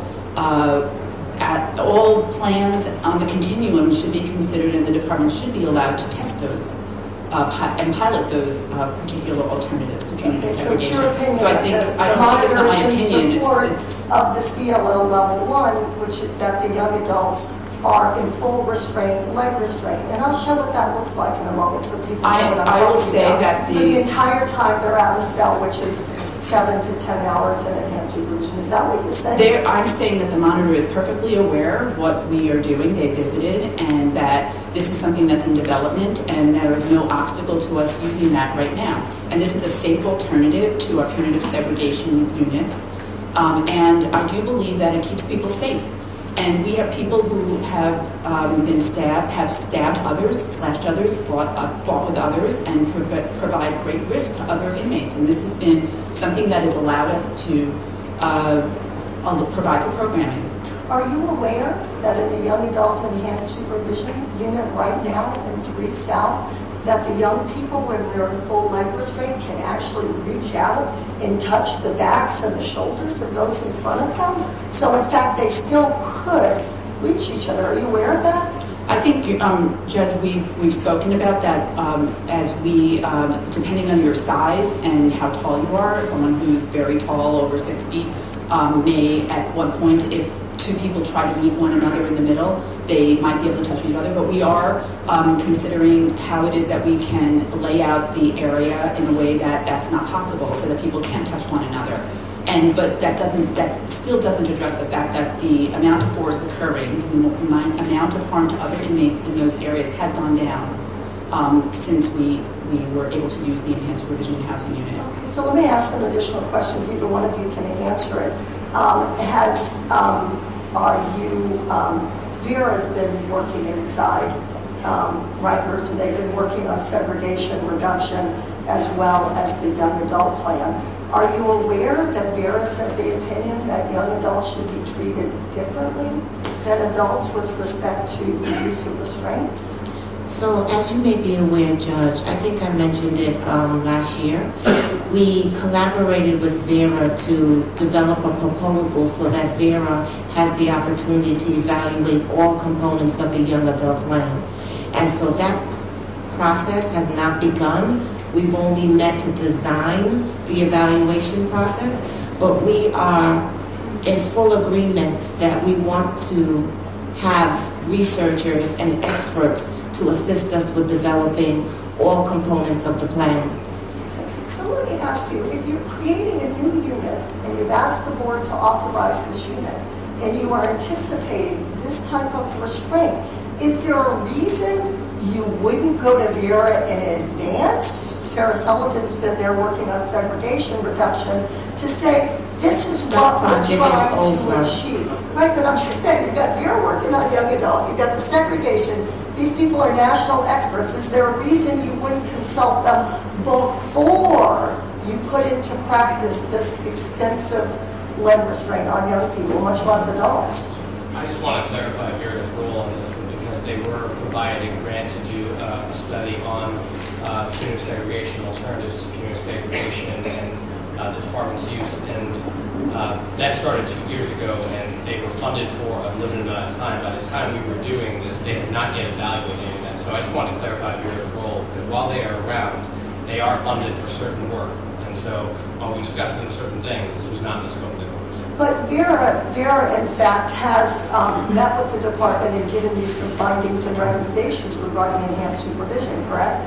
They continue to work with us. There's no final report, so they haven't actually finalized anything, but they obviously did a lot of study. They collected data internally. They talked about preliminary about some of their findings, but that's where they are. Again, it's not completed, so we have nothing, we don't know what their final report is. What were their findings about using restraints for 7 hours? I understand you can reveal there were findings. They can't reveal Again, they did what's not actually take a look at that. That was not Well, they didn't look at that. At the time, they were funded for a specific purpose and a specific time. And so they were not, the evaluation period is over. It was actually over a while ago. So you imposed the leg restraint on adult enhanced supervision and young adult after Vera finished the segregation reduction. Is that correct? Is that what you're saying? I'm saying simply that the scope ended a while ago, so the evaluation was done. They're working on the report and recommendation findings right now, based on that past review. So can you talk to us about the assessment piece? I still cannot figure out how the assessment piece works. And I recall when I presented the variance and the board asked information about the assessment piece, you talked about it being 28 days and that would be part of the 45 days, the first 28 days, and then the young adults wouldn't even be evaluated to move out until 45 days. Can you tell us what the assessment looks like? So the assessment is really about developing a more comprehensive profile on each young person that have committed a very violent act, such as a stabbing or slashing. So for example, of the 14 young people that have cycled through young adult ESH, 13 have committed one or more slashings or stabbings, and the remaining have had assaults and fights that resulted in serious injury. Now, in those cases, as we talked about before, the only option we had, especially if you were 18, was to drop that young person into secure. As you know, that we've seen some relatively good feedback as it relates to some of the young people who are insecure right now. So we felt that if we dropped an individual who had committed that type of crime within the midst of those who are doing well, it would not impact in a positive manner for those who are progressing through the program insecure. So we wanted an additional space in which we can do a more comprehensive profile to determine what were the reasons behind this significant incident. So it is a number of different tools that are utilized. I'll give you some examples.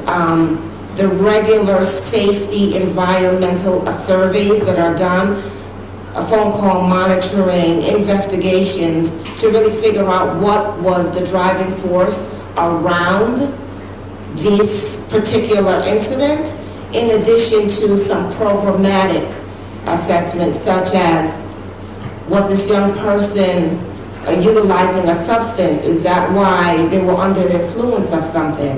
Was it, we develop a psychosocial. We look at all different factors to figure out what are the needs of the young people, and if we can figure out what was the precipitating factor or what are the influences around the specific issue. Is it something we're going to be able to prevent? Is it something that's going to be ongoing? So is there a written protocol about how this 28-day assessment proceeds? So right now we have a lot of this in draft, but we do have things that we can share. You do? Okay.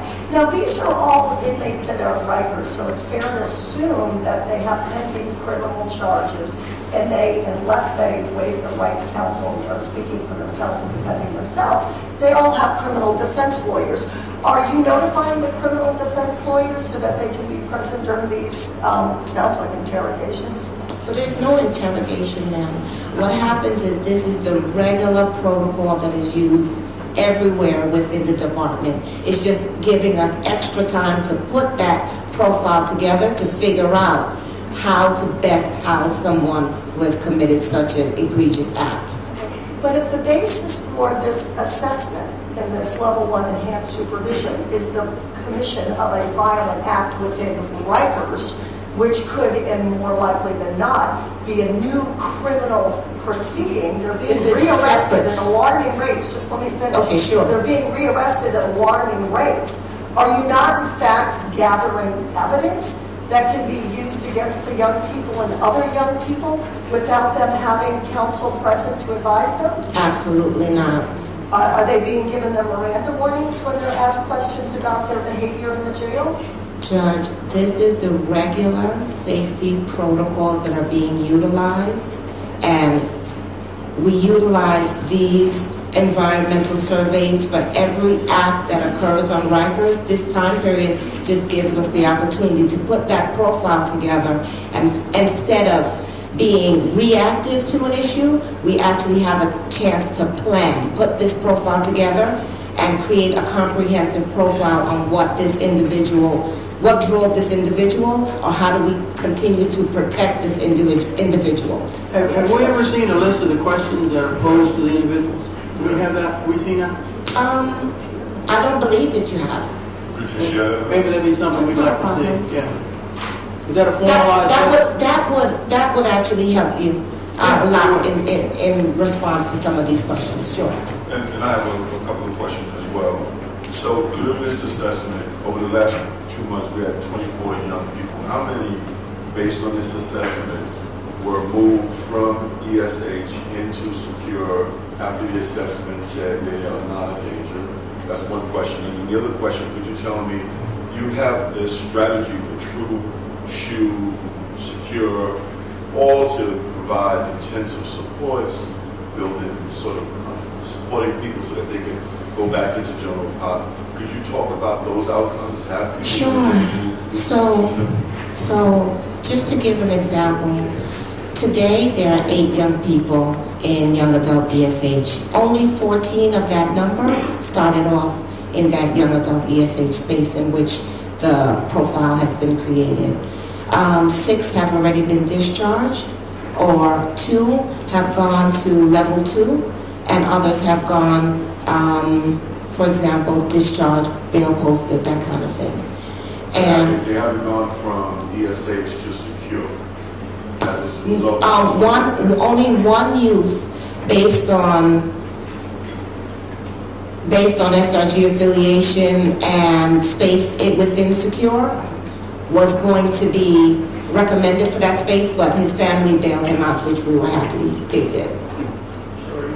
So nobody went from ESH to secure? Of the 8 young people, of the 14, 6 were discharged, 2 went to level 2. But they didn't, yeah. So what I'm trying to understand is the sort of switching station assessment part when you presented to us before, was that sort of EHS would give you the opportunity to get to know young people and sort of assess whether or not they were appropriate for secure, because you didn't want to throw off the balance. Exactly. So I'm trying to understand, okay, if that's the premise of what EHS was, AIDS was about, how many people actually might be assigned? So far, of the 14, 2 went to level 2, and the 1 that was going to go to secure was discharged.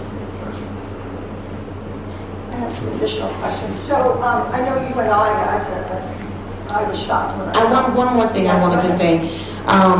Some of the young people have committed the act inside of True, per se. So that they end up, yes. So just to fully understand the assessment piece to what you've been doing, I know, and I shared this with you when I went on Thursday and toured, I saw a young man who was in all glass, sort of like an interview room. He was standing up and there were 2 investigators. Yeah, I don't know what you witnessed, but that wasn't part of the assessment. So that's not how... I don't know what that was about. So how do they speak to the young people as part of the assessment? We usually bring the young people during lockout time and talk to them in the program space. We don't do any glass booth discussion. I don't know what you witnessed. Okay. So when we were talking yesterday, and one of my colleagues asked, how do you make the decision for when these young people can move out of restraints? You made a comment that they're restrained, something to the effect until they're forthcoming. Does that mean that... No. So I think the information So I think what was misconstrued is one of your colleagues asked me, how long does it take you to do an assessment? And my answer to that was, it is all based on individual. Some people do not share any information at all. It doesn't mean at 45 days they won't get the opportunity to be reviewed for movement, but my assessment doesn't mean it was done. Because if a young person doesn't want to share info, it's fine. We just have limited info to do what we need to do.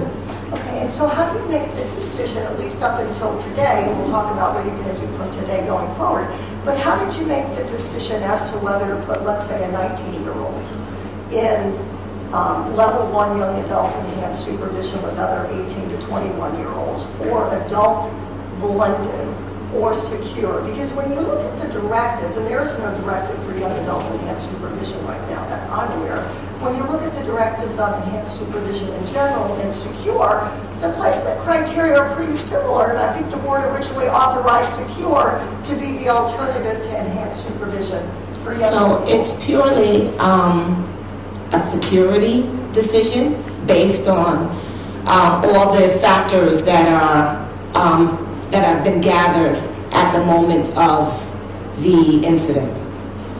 And secure was authorized for up to 64 young adults, and it was authorized and built for that. How many young adults are in secure now? At this, in my update earlier, I believe I said there were 9. Okay. And is there a reason, if you've got 24, if the numbers are correct from last night anyway, if you have 24 young adults on some level of enhanced supervision, I think 20 of them are in level 1, which is full leg restraint when they're out. Is there a reason those young people can't be insecure, which is 10 hours of lockout? Yeah, there has been some reasons, and the reasons are the SRG affiliations and the actual fact that some of our young people have told us, if you send me there, I'm going to hurt so-and-so. There are no secrets on Rikers. Our young people will tell us straight.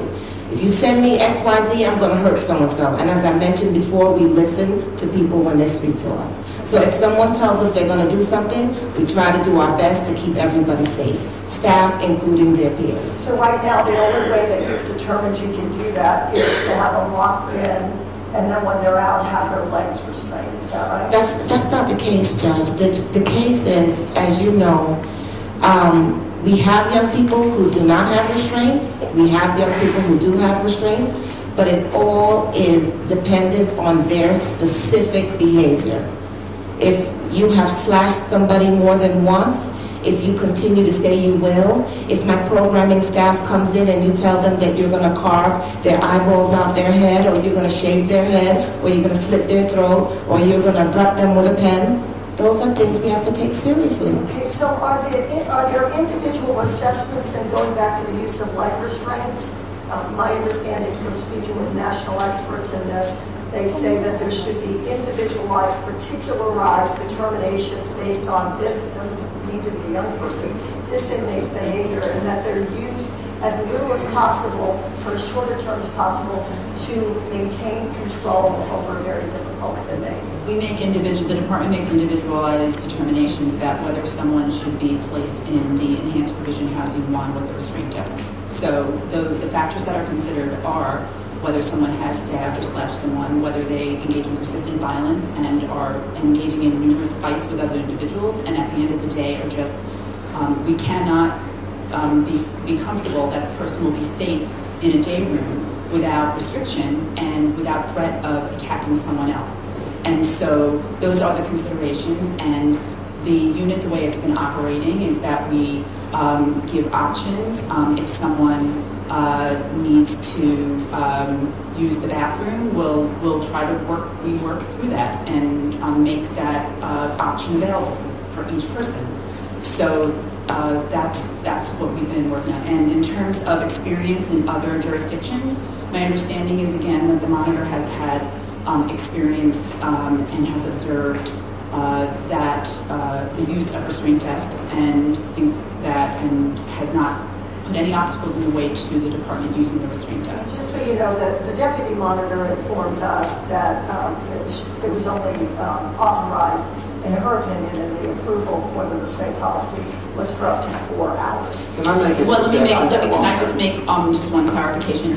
What was stated in the policy is 4 continuous hours in restraints. It's not, that does not mean that after someone gets out for a break, that they would not be authorized to be returned to that status. It's about giving someone the opportunity for movement. Can I make a suggestion that we wait until the department presents their full plan on this issue next month, or I'm gathering our next board meeting, so that we can address these questions. When you present a plan that is concrete, that we can see what is laid out, and then we can ask these questions. That's fine. Okay, I would just, I think in the meantime, we will have some opportunity to work with the department as you develop this plan. I think that'd be much more helpful than just presenting us with something after you've already concluded it. And I just want to say one other thing. I don't know how this conversation morphed into this, but what you started and presented with, the programming that you've done, is extremely important. My experience in corrections is that idleness is our worst enemy. And if you do not provide programs, particularly to young people, then you're going to have a lot of problems on the units, right? And that's going to make for a less secure and safe environment. So I want to applaud your efforts for putting these programs in place. I also want to encourage you to do more of this kind of programming. Look at things like college pipeline. I don't know if the kids can receive college credit while they're incarcerated, so when they come out, they can already get a leg up on credits when they go to CUNY or wherever. I think that would be a really good benefit. Also, another area, and a huge area that we need to focus on, I'm sure its attention, is on drug abuse and substance abuse, because that is at the heart of why our young people are incarcerated. If you look at national figures, over 80-90% are on substance abuse at the time of their incident offense. And they continue to use, and I know that stuff is being brought into the institution, and they continue to use it. So you've got to address the heart of the problem. All these programs are great, but you also got to address the substance abuse issue. Alcoholism, drugs, prescription medication, all that stuff.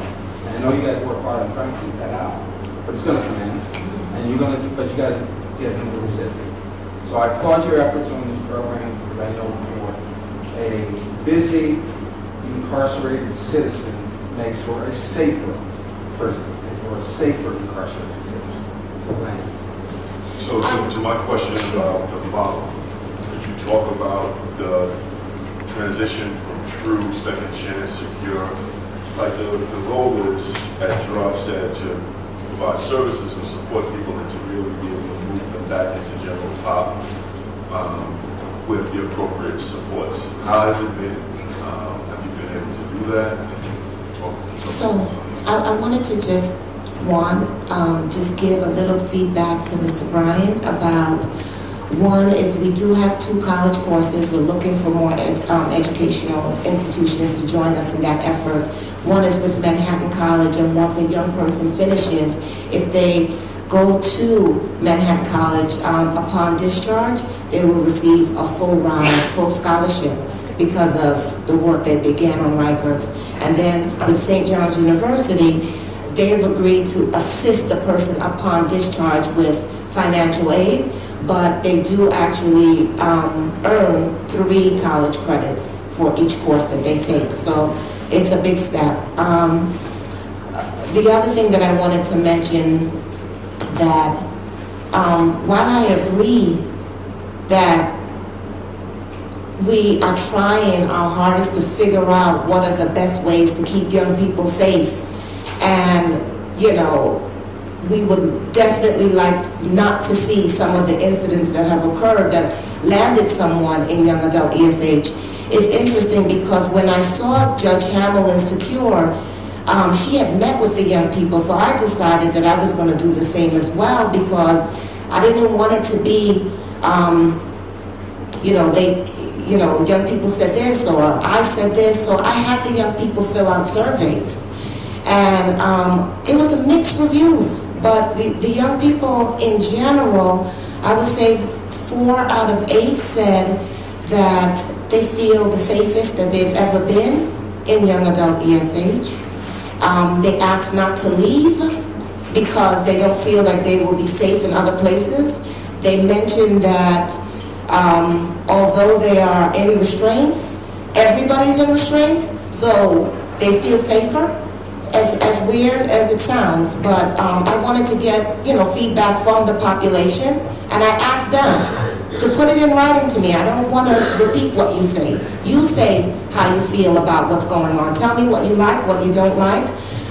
Some mentioned that this is the first time they have been in school since their incarceration. One of the things that it's a lot of issues, but many of our young people have been in jail for quite some time because the expeditious nature of the court case just doesn't exist for them. And so when they say they haven't been engaged, many of the kids that say they've never been engaged in school have been here for over 20 months. So some things, while I agree, require improvement, and I'm hopeful that the board will be able to provide some recommendations and really help develop what this should look like by using young adult feedback, by using their own expertise, and by gathering other experts. There are some interesting things that have come out of it that we can learn from. So now, no, I was out there yesterday and I spoke to some of the young folks, and I got some feedback, and slightly different than what they told you. That's why I have them write it. Yeah, what I heard is the education was important to them, and they said they actually didn't want to go into level 2 because they felt like level 2 wasn't given a priority for education because there was only 8 seats, and if you have 8 people in ESH, and they all want to go to school, level 2 doesn't get to go to school. So the school was an important factor. They also said they didn't appreciate being asked to go to yard at 6 o'clock in the morning. They said, between 5 and 9 is breakfast, yard, and a shower. And so people opt out of going to the yard, people opt out of going to the shower because they come and wake them up at 5 o'clock in the morning talking about on the yard. And so there's some things. There's definitely some challenges. Yes. that we should work through, and I look forward to working through. I'm looking forward to working But with you I as want well. to really get a sense. And I'll talk a little bit about the second chance and the true, but I think that in our discussions together, I can give you a more comprehensive feedback, but just for a breakdown, second chance and true offers 14-hour lockout. So if an individual just stabbed or slashed somebody, that may not be the safest place for them to be. So that is what I want you to see when it comes to second chance and true. 14-hour lockout, programming, school on the school floor, everything the same, but just really focused on programming and rehabilitation. Secure, even more intense programming, much smaller, smaller areas in which kids are out, but for less hours, and trying to keep them engaged in programming, but they also are allowed to go to school, but they do not go to school on a school floor. They have a separate space within their housing area. All services come to them.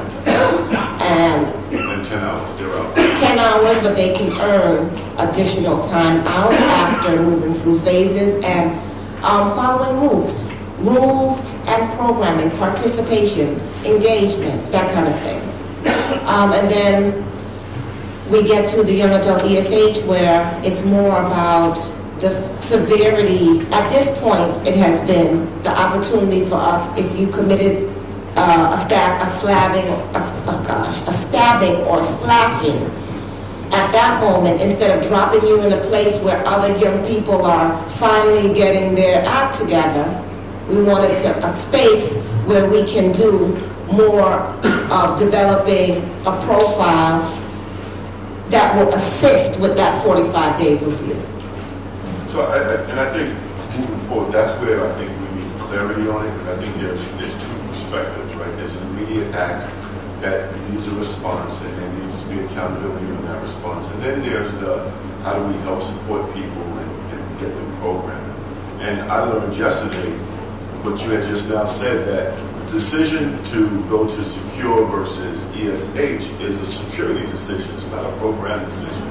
So I think we need to, when we start talking about this model, we need to be clear about what we're talking about. Yes. I look forward to the time. Yeah, I'm looking forward to it too. Judge Hamill, you want to? Yeah, I just have some questions for Dr. Venters. Thank you.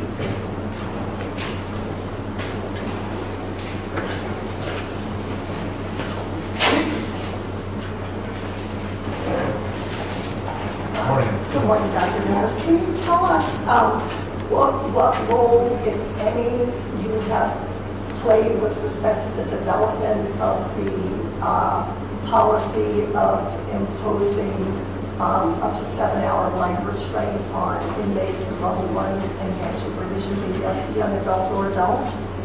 So, as you may know, we do a review for patients that are going to be going into the enhanced restraint unit, and it's not specific to any type of physical restraint device that's used there, so it's not specific to leg irons or the restraint desk. It's, it really was contemplated at the beginning of the unit, looking at the unit itself and the lock-in, lock-out balance.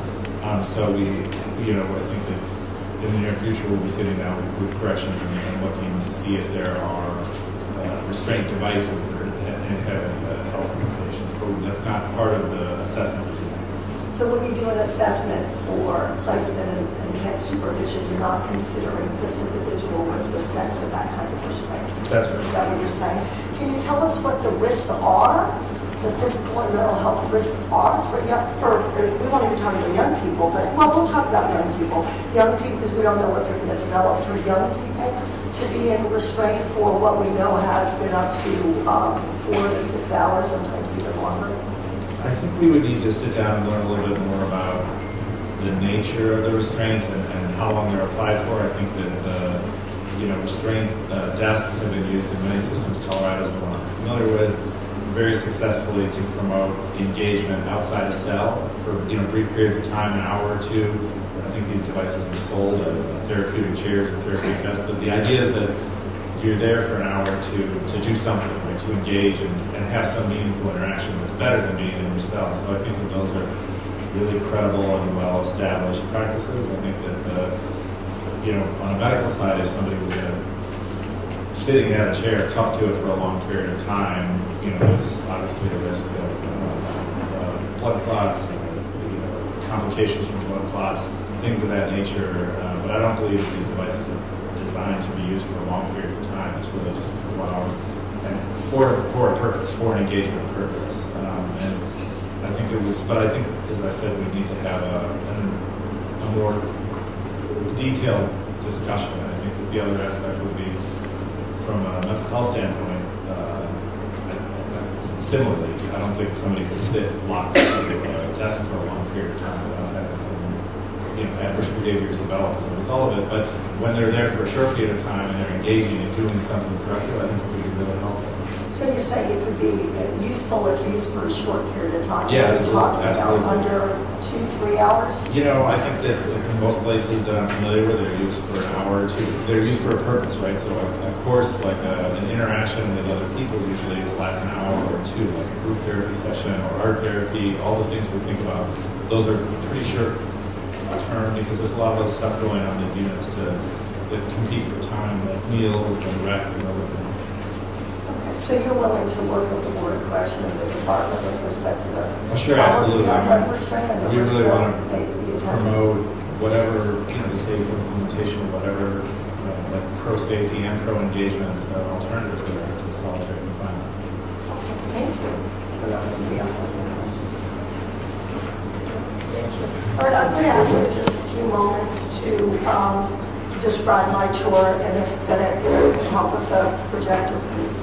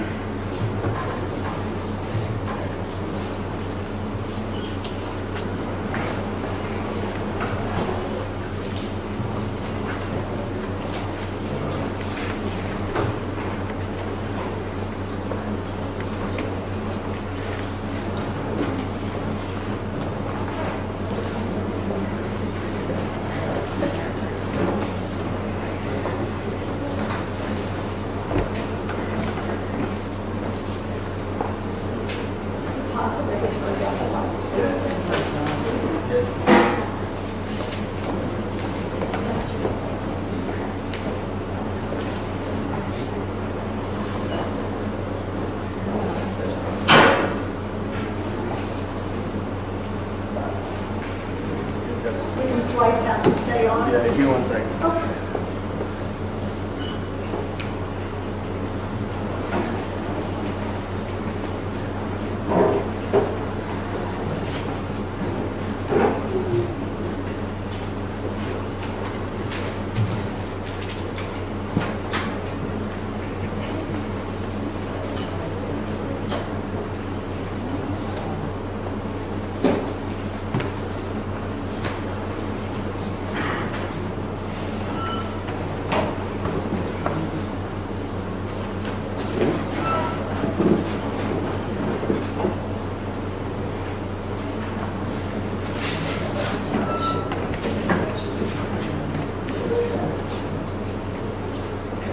All right, so as I said, I went out and did a tour on Thursday. I was not aware that in the young adult enhanced supervision that they had a level 1 and that they were imposing very lengthy leg restraints on the young people.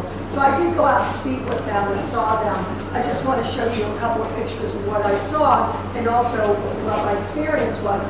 There were 8 young people. You can see a picture right here. Essentially, there's 8 desks. There's 1, 2, 3, 4, 5, 6, and there's 2 more over there. The young people over there didn't want to be photographed, and we blocked them out. I know that these young people, I've been following them for months, if not years. They were extremely angry. They were very, very stressed by it. They told me that essentially whenever they are locked down, other than when they go to showers and other than when they go to recreation for an hour, they are in full leg restraint, and that is the only way that they are permitted out. I spoke with the mental health counselor who informed me that she's having difficulty managing because the young people are very stressed. and wish to have counseling, and she's not really able to address their needs. Spoke with the teacher who was trying to teach. She said that it's counterproductive to the young people really engaging because of being fully restrained. And I spoke with the officers, and the officers also confirmed that whenever the young people are out, that in fact the young people are in full restraints. Can you just switch it to another one?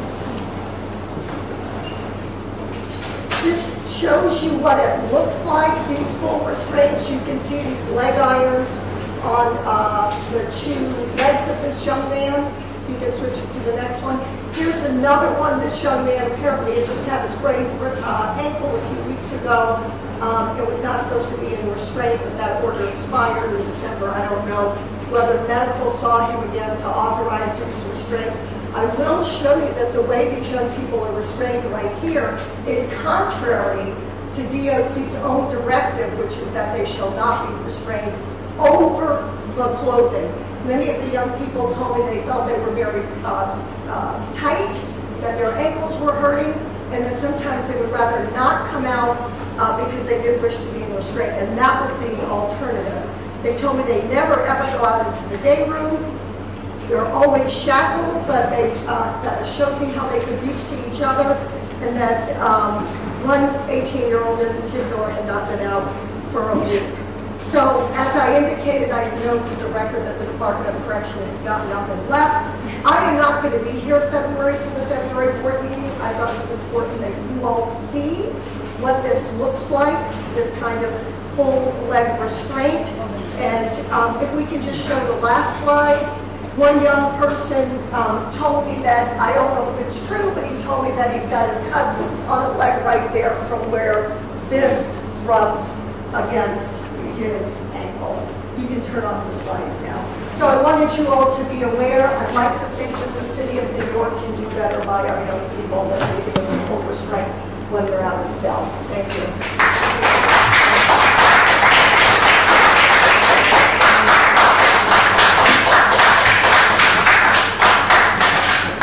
And I would add that it's disappointing that the department walked out, because I think this will be a basis for us to have a conversation about how to do it and how to do it well. I too was out there yesterday and spoke to the young people, and they said every time they come out the cell, they are shackled. Although when that added 3 hours to their programming, they said there is programming from 4 to 8. In addition to the programming from 5 to 9, that they come back out at 4 to 8, but all of that time is while they are shackled. So we need to have a strategic conversation with the department about how not to do that, with all the literature saying that you shouldn't shackle people for long periods of time. It should only be used to address a particular situation, and it shouldn't be used as punishment. So to be continued, and we will pick up and continue the conversation in February, Brian, about the shackle. So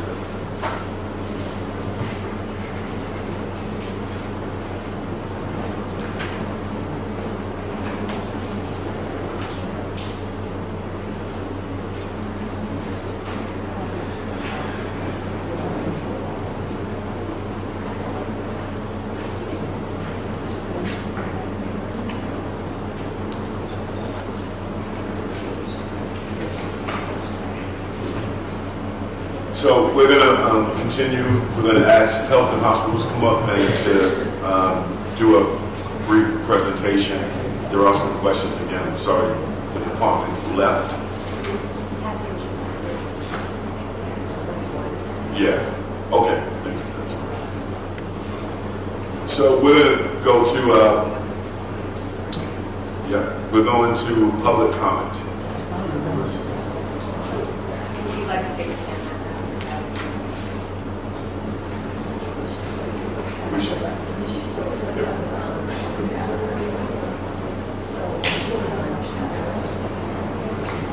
We'll know we don't have a quorum right now on the board. We'll move to public comment. Yeah. He's good. I can't get it. Okay.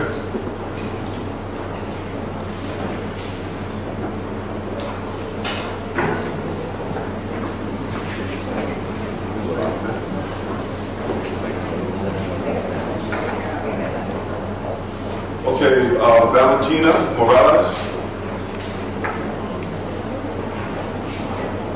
No Valentina? Oh, she's here?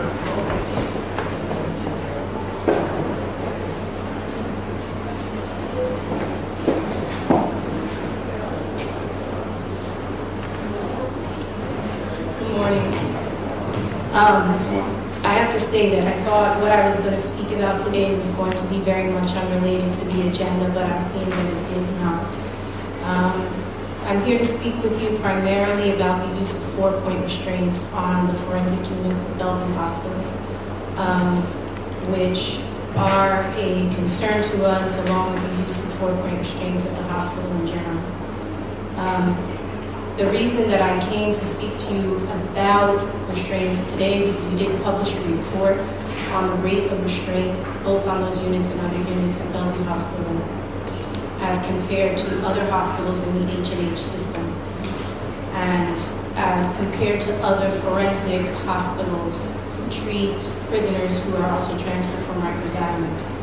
And the difference in the rate of restraint, four-point restraint would be being tied to a bed at both your wrists and your ankles for a maximum for adults of 2 hours. That is the maximum allowed under the law. And if you're looking for that law, I'm happy to provide it to you, and it's also in our report. Unlike the other civil units where restraints are imposed, we have been seeing and hearing from our clients complaints of assault when being placed in physical restraints. So what do I mean by that? If a psychiatric patient is, for instance, resisting being placed in wrist and ankle restraints, one might expect to see certain injuries, maybe to the torso, maybe to the wrist, maybe to the ankles. What we are seeing on the forensic units, unlike other units, are lacerations to the lip, bruising to the eye socket, basically injuries that are consistent with being hit in the face as opposed to being otherwise restrained to be placed in four-point restraints. It's of great concern to us. We were hoping that the board would at the very least inquire. I understand that the forensic units are complicated with regards to oversight because they are licensed by the Office of Mental Health. They are run as a unit on psychiatric service at Bellevue Hospital. But for instance, they are also run to some extent by the Department of Corrections. There are people on the unit who are not committed pursuant to Article 9 of the Mental Hygiene Law, but are there for 730 evaluations. The other issue we're having is in trying to assist our clients with these complaints. There are 2 units at the hospital. One is 19 West and one is 19 North. And both have cameras, so there are cameras in the common areas of these units. That was as a result of a settlement following the death of a man on those units. And the cameras on 19 West, although they are filming constantly, we have been told they're not actually recording. So we received a complaint regarding assault on those units, and we were hoping to preserve or actually see any video recording of our client, and we could not because the cameras weren't actually recording. So we're hoping that perhaps the board could either look into it or encourage the Department of Corrections to move ahead with actually fixing those cameras so that they do record. And I just wanted to say briefly, I know my time is almost up, but in regards to the prior conversation regarding the use of leg restraints for adolescents, I would refer you all to our report. We did it in conjunction with Disability Rights New York. And if you look there, in our report, you'll find actually the language that is used in the hospital policies when they speak about physical restraints. And I'll just read it to you for 1 second. because I don't know that people really understand the magnitude of being placed in physical restraint.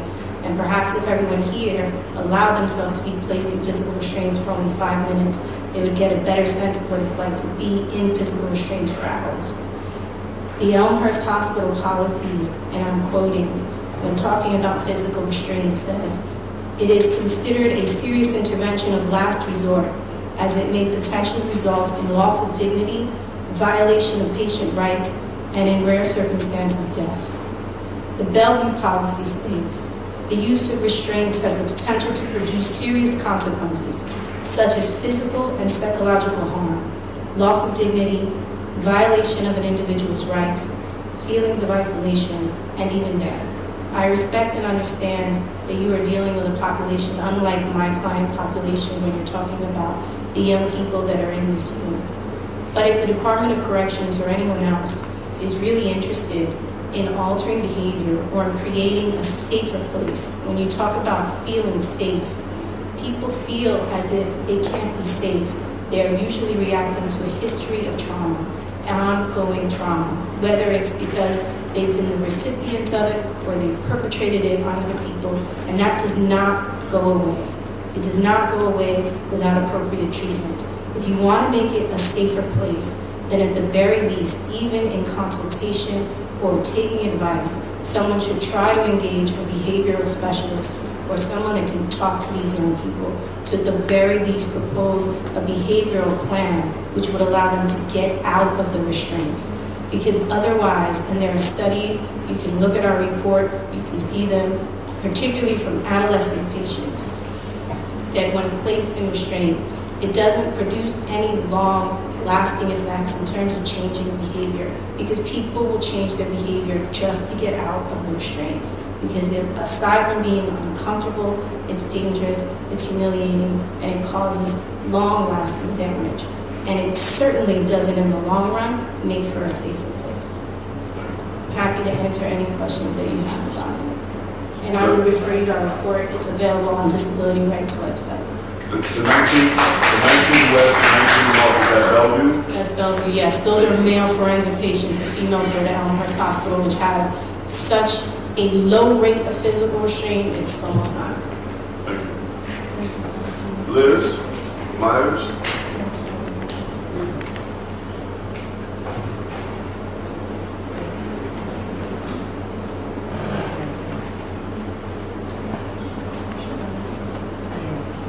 Mayor Stanley. Mayor. We both serve on the visit committee. Yes, I'm a member of the visit committee, and I'm just going to briefly say that I hope you heard or read the Intercept WNYC report that they announced on NPR this morning about intrusive pat frisks of some visitors to Rikers. It can be read on the Intercept website.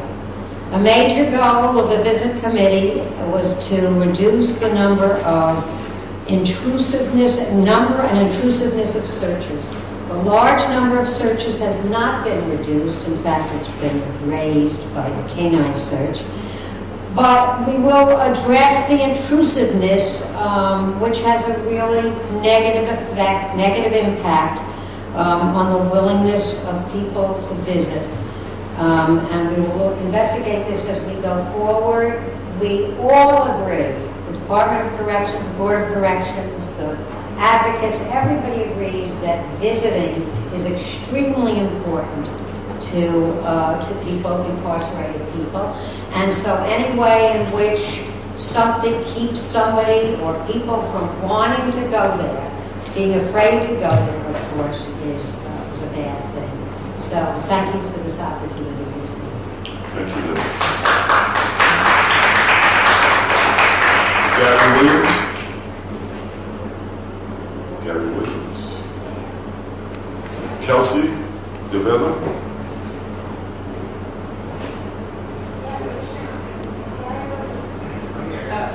Oh, Gary.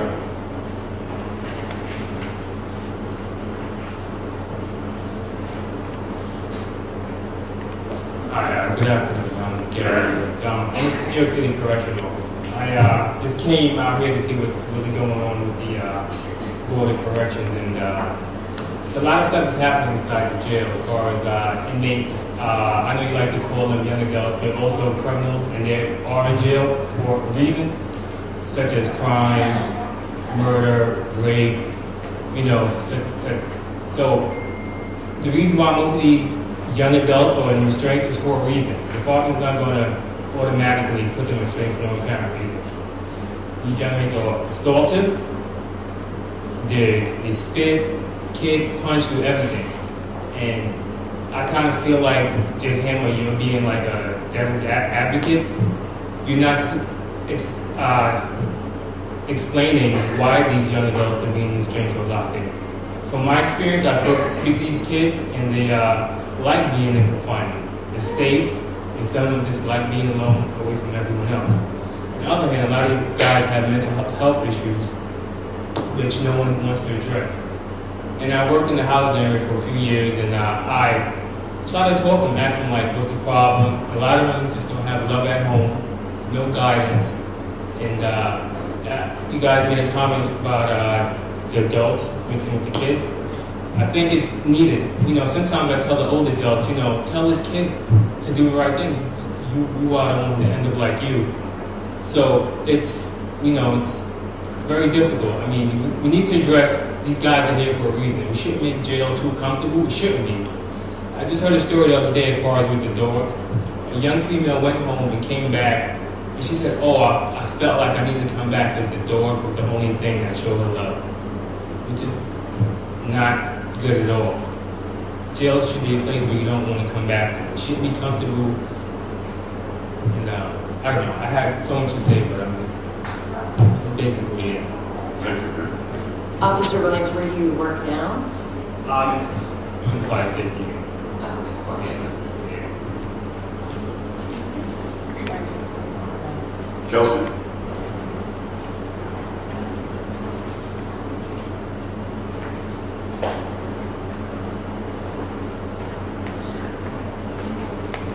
Good morning, my name is Kelsey Gavin. I'm the Jail Services Social Worker at Brooklyn Defender Services. And first off, I'd really like to thank Judge Hamill for your presentation and asking DOC the tough questions. I think it's really shameful what they did today to walk out during an important discussion around restraints for people.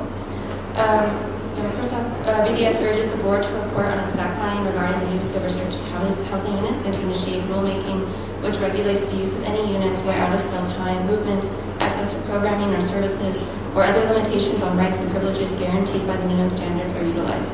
There should be clear justification for any such limitations and adequate due process protections to ensure any placements in these units are appropriate.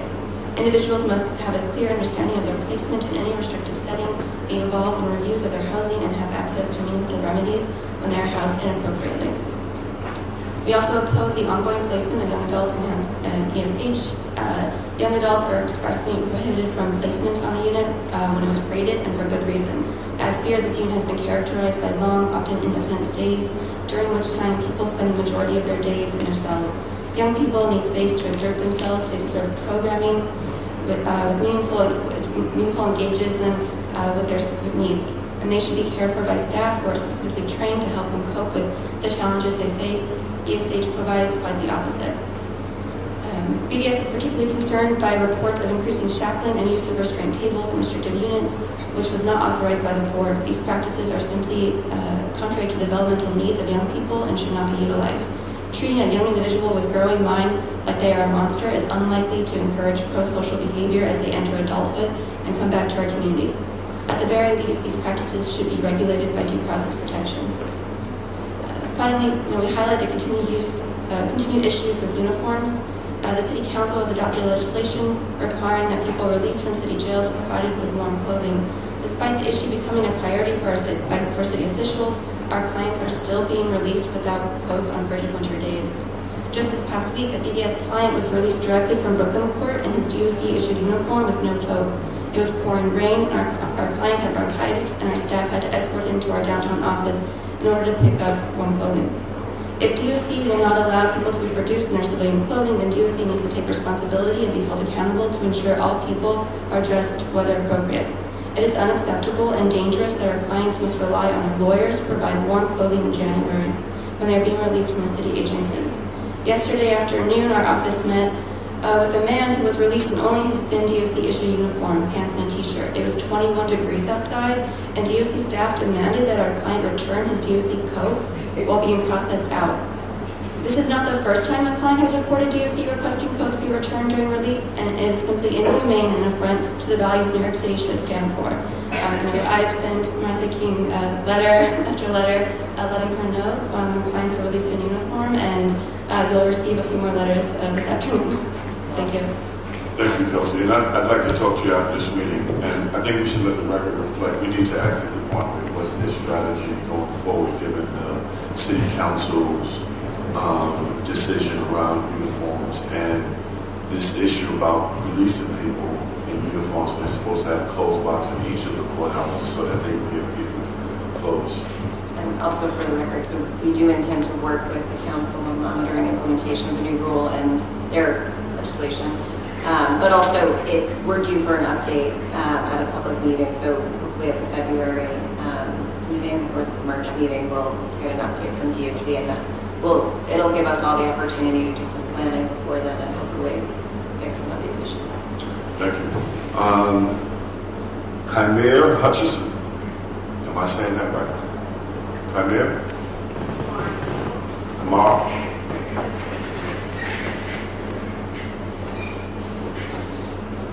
And then just for time after Chimere, Jennifer, Paris, Sarah, and then Victoria.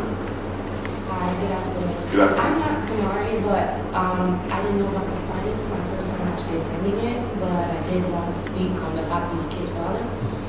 Thank you for giving me this opportunity.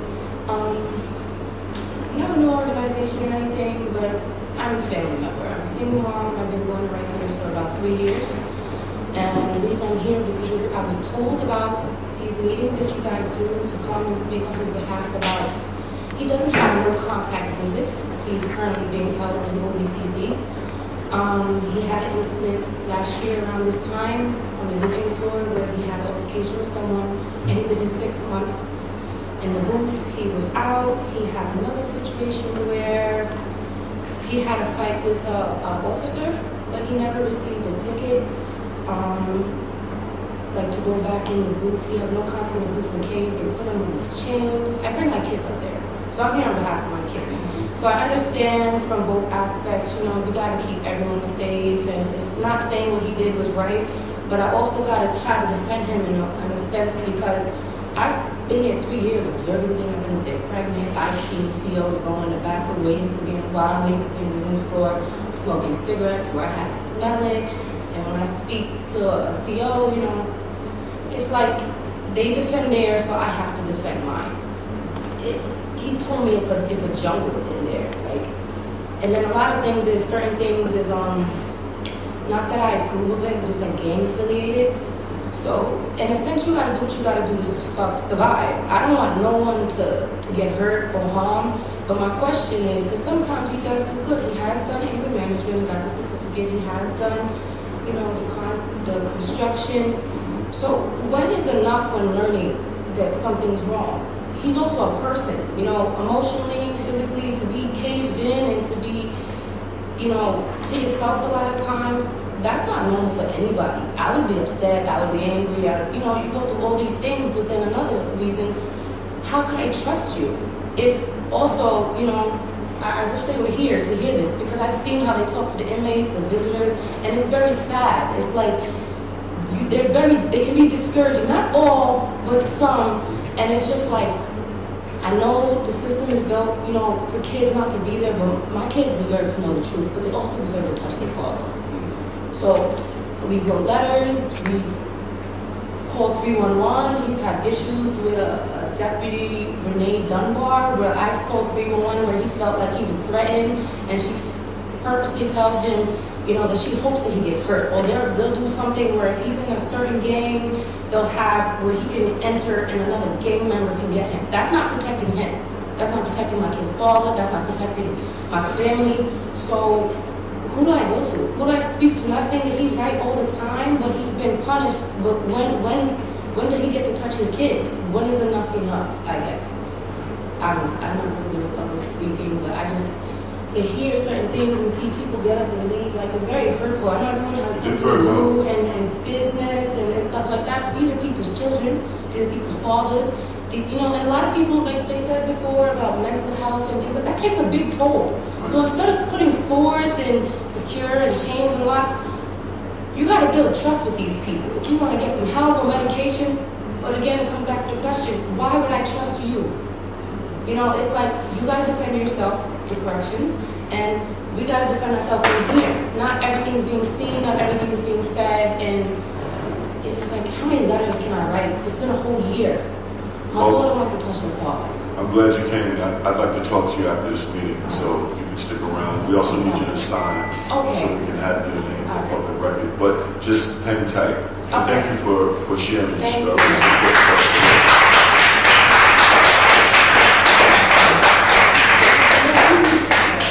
Jennifer?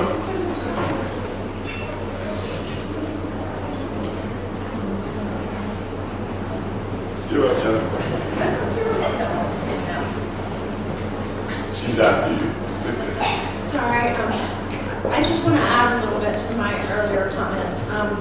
First of all, I think it's very disappointing and inappropriate that 4 of the board members were not here to complete the agenda. There on the agenda was an update from Correctional Health, which is very important to this board in the past. And also visiting updates. And the Department of Correction was supposed to be here to give that update. This board only meets once a month for 10 months out of the year, 9 months out of the year. The meetings are scheduled in advance. I think it's very disturbing that 4 of the board members would leave before it's over. And I think during this public comment period, there have been some very important points made, and generally, there are only a few board members here to hear that. And I'm sorry to be saying this to you because you are the ones who are here, but I hope, Martha, that you'll pass it along to the other board members. I also just want to make sure that because the variance was not extended, that tomorrow all of the young adults who are currently in ESHU are released. That there's no justification for their being in there, and they will be in violation of your rules if they're not released. So I hope that the board will make it a priority to ensure that that happens. I'm also glad that Correctional Health is going to be involved in looking at the use of these restraints and the health conditions that it imposes. But frankly, I'm very confused by the Department of Corrections' response regarding Vera's segregation reduction report.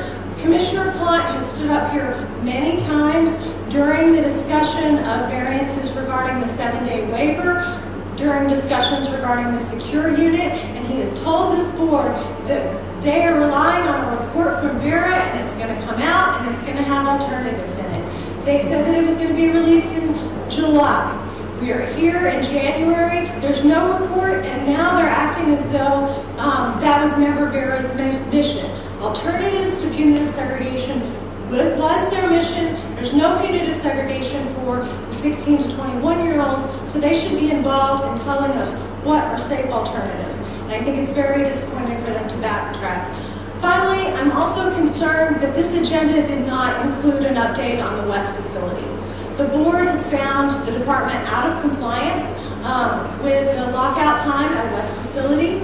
I would expect that the department would either come up here and tell you they're now allowing everyone in that unit to be released 14 hours a day, have come up with some other system, and that you would be reporting to the public on the status of that violation. So I hope that in the future, at the future meeting, those things will be included on the agenda and that all board members will be present throughout. Thank you. And I could briefly update you. I toured the West facility yesterday, and I did get a chance to see in the yard commingling of the folks who was there. There were 3 men in the yard commingled. The problem for us is we consider that restrictive housing. They have a sort of cell that they consider the day room.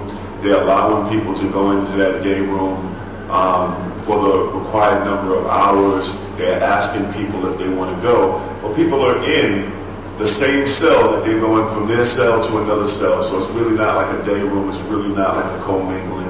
And then there's the issue of how many people can go. They told me yesterday that they allowed 2 or 3 people in that sort of cell day room at a time. I didn't see it, but I did see the 3 inmates out in the yard commingling. And for me, that's still restrictive housing, even though they're allowing people to go into that makeshift day room. They did add cameras. That was a concern of ours, and they showed me where they put cameras in all of the facilities in West Facility. So progress is being made, and you're right, we should have it on the agenda. We should have it as an update. Morning and good New Year. My name is Sarah Kerr, and I'm an attorney with the Prisoners' Rights Project of the Legal Aid Society. I'm pleased that the variance was withdrawn, that the department seems poised to work with the board on a modified proposal, and I hope that's what they do, not coming forward with a plan at the last minute before the next meeting. I'm also pleased that the ad hoc committee for rulemaking on restrictive housing has been formed, but I'm going to share my comments on ESH.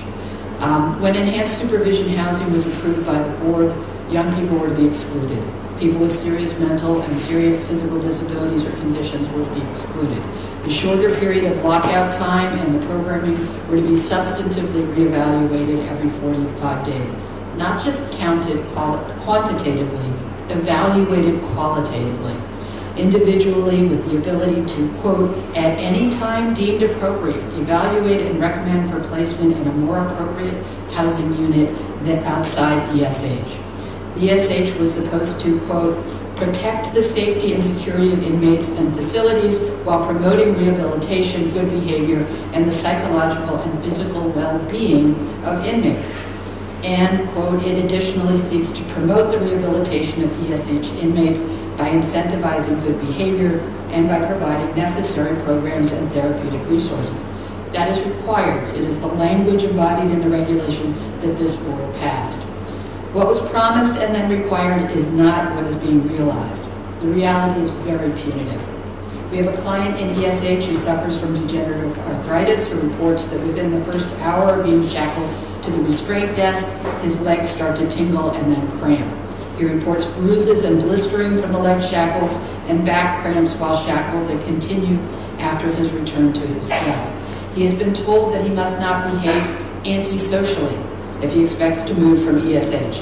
His understanding of this term is limited to understanding that if he does not agree to the humiliating and painful shackling 7 hours per day, he will be labeled as antisocial and unable to move to another setting in the jails.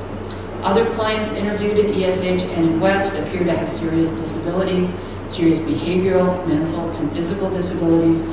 For some of these individuals, we have requested alternative mental health housing placements in the department and are working to obtain medical records to support our impression that their placements in restrictive settings are inappropriate and harmful due to serious mental disability. The ESH placement for them is clearly stressful, the restraint desks humiliating, their frustration palpable. It does not appear that they are receiving the individualized planning and treatment, the necessary programs and therapeutic resources that were envisioned when ESH was approved by this board. How did we get here? This board approved ESH as a rehabilitative setting with shortened lockout. Yet the result is that DOC is placing the young population that the secure unit was designed for and individuals with serious behavioral health needs into extreme restraints for excessive periods of time. Extended lockdowns, interrogations, group punishment, lengthy assessment periods, lengthy periods of time in chains, secret criteria, and secret policies. These are not the tools of justice and fairness, and there are not characteristics of non-punitive settings. Yet the department continues to ask this board to trust them. Trust is not built on hidden agendas, unshared plans, and ever-changing facts. If the department wants trust, they must discuss plans openly. Before implementation, they must seek input from all stakeholders concerning policies and practices, and they must listen and consider the advice that they receive. Trust will not be attained absent fairness and transparency. What was promised by DOC at the initiation of ESH and then incorporated into the board standards is not reflected by the DOC's current proposals. Nothing in the design or implementation of the ESH is, quote, promoting rehabilitation, good behavior, and psychological and physical well-being of inmates. And no policies have been finalized or produced by DOC to suggest otherwise. They certainly have not been shared publicly. This board must not normalize the use of extreme restraints and implementation of punitive settings, lacking policies that incorporate the standards that you promulgated. Thank you. Thank you. Victoria Phillips and Grace Pierre. Victoria? Oh, come on.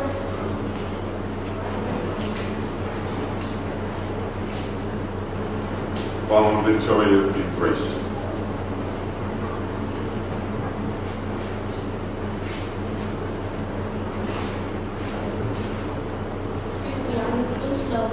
I testified in September and told you I'm coming from Williamsburg. My name is Victoria Phillips. Most people call me Miss V. I work at the Urban Justice Center and I'm a member of JAC. But I'm talking to you today from my own opinions, nobody else. I would like to first say, as everybody else mentioned, it's a tragedy, it's disgusting how all these seats are empty by DOC leaving before this meeting is over. And I would like to add, it's also disgusting to me how your colleagues, every meeting, we only end up with only 2 or 3 of y'all when we start with 9. Something has to change. I understand everybody's busy, but unfortunately, we all have to be here to keep this system going. And it's everybody's responsibility, especially board members, to make sure they are here to listen to the public and to listen to DOC. I want to address a few things, and I don't want to be rushed too much.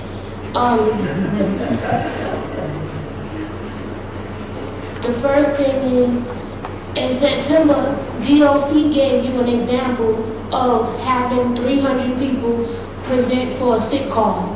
And by the time the public comment came up, I addressed the board, and I was appalled that they, out of DOC telling you that they only saw 18%. Now, one of you, with all your expertise in education, took the time to ask about the other 82%.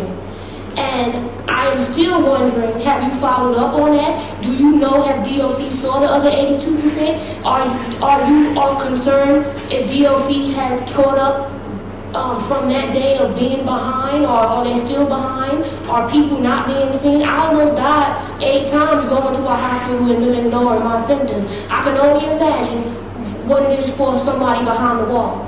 Now, I'm an advocate because I worked in many correctional facilities, but Rikers Island, one that I've worked in, is completely unique to all others. And if you have not been to Rikers, you do not understand Rikers. And DOC will come here and they will always present themselves in the best light. They try. And I told you in September, you're the parents of them. And I've reminded you that their actions are a direct reflection of your leadership. So I'm going to remind you of that today. DOC, the Department of Corrections, you as board members, they're part of your legacy. Are you happy with their part in your legacy? The amount of work you've put in, the education you've obtained, the level of expertise you have, and the titles that you've incurred. Are you happy with their actions being a part of your legacy? Are you happy with the people that died in their custody, with the people that are released without court in this freezing weather? That's inhumane. Humanity matters. I'm an Army brat. I'm a mother in the military cemetery. I told you that before. This means something to me. I also sit on the advisory board for the adolescents and young adults.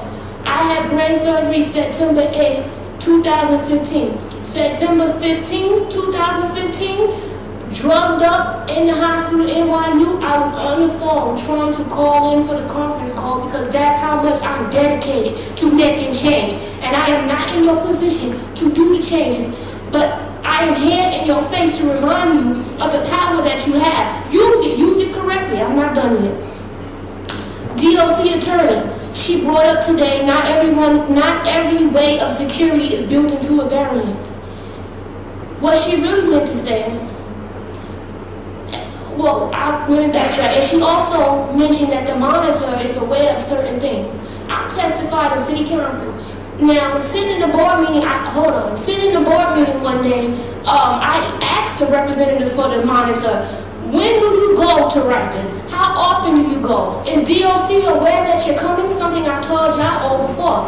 She said, they always are aware, and I said, what hours do you go? She said, between 9 and 5. Now, there's no way you can monitor a 24-hour, 7-day week system, and you only go Monday through Friday, 9 to 5, and DOC is aware of it. So they mentioned the monitor being aware of several things today as a fallback, so they can stop having to answer you. Make sure you get reports from the monitors. Make sure you have the monitor right here answering questions with DOC.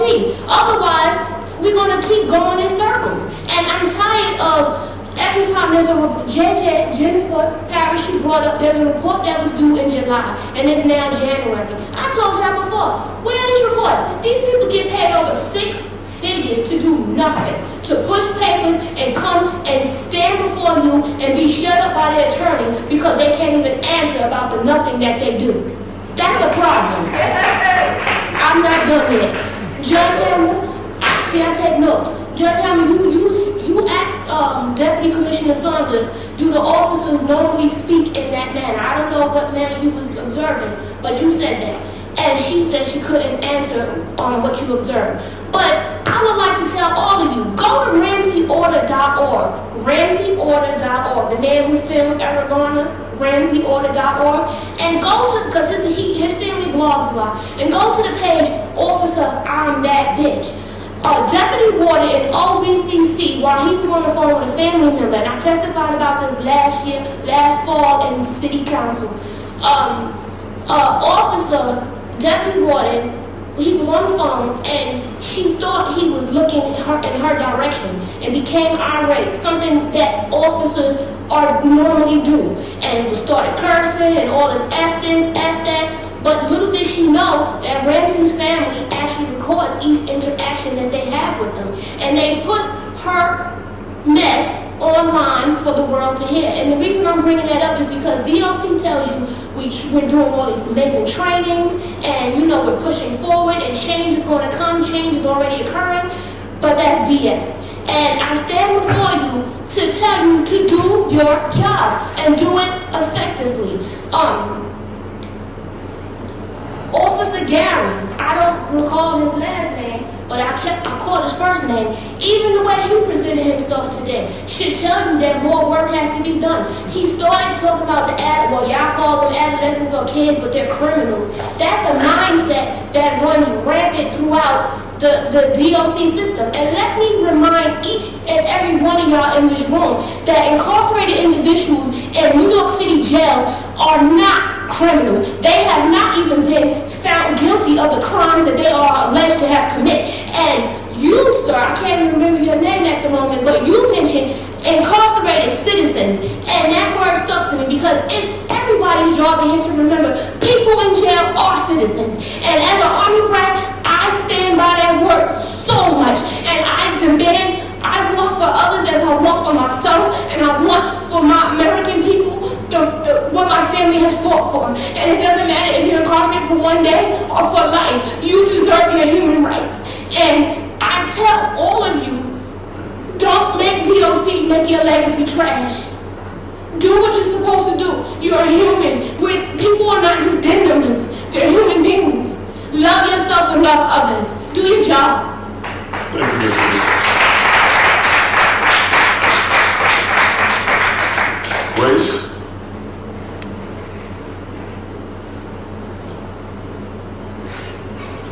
And Grace's comments will conclude the meeting.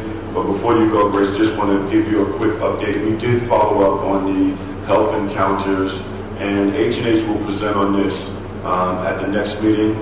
But just looking at the number of the challenge really is getting people to specialty clinics. That requires coordination and transportation from the department side. For the month of December, 82%, from H&H's data, 82% of the people who required or requested a health encounter were seen. by health and hospitals. And so the challenge where it's down in the 30s and 40s, it's in the 40% for on-island specialty visits, and it's in the 30s, hovering around 40 for off-island specialty clinics. Getting people to those specialty sessions continues to be a challenge, but I know H&H is working with the department to work through some of the challenges about getting people to their health care. It's a problem for H&H, it's a problem for us, and DOC is working with H&H to try to address it. But we will have H&H present at our next meeting. So thank you, Ms. V, for raising these issues. Bryce? So thank you again for allowing me to be the caboose at your Board of Correction meeting. I've been coming to these meetings since 2014 consistently, and I really enjoy the fact that you allow me to give voice to the hopeless and the voiceless. Specifically, the Jails Action Coalition would like to share the personal experience of a transgender woman on Rikers Island with the impending closure of the THU. This is an issue that the Jails Action Coalition will be focusing on.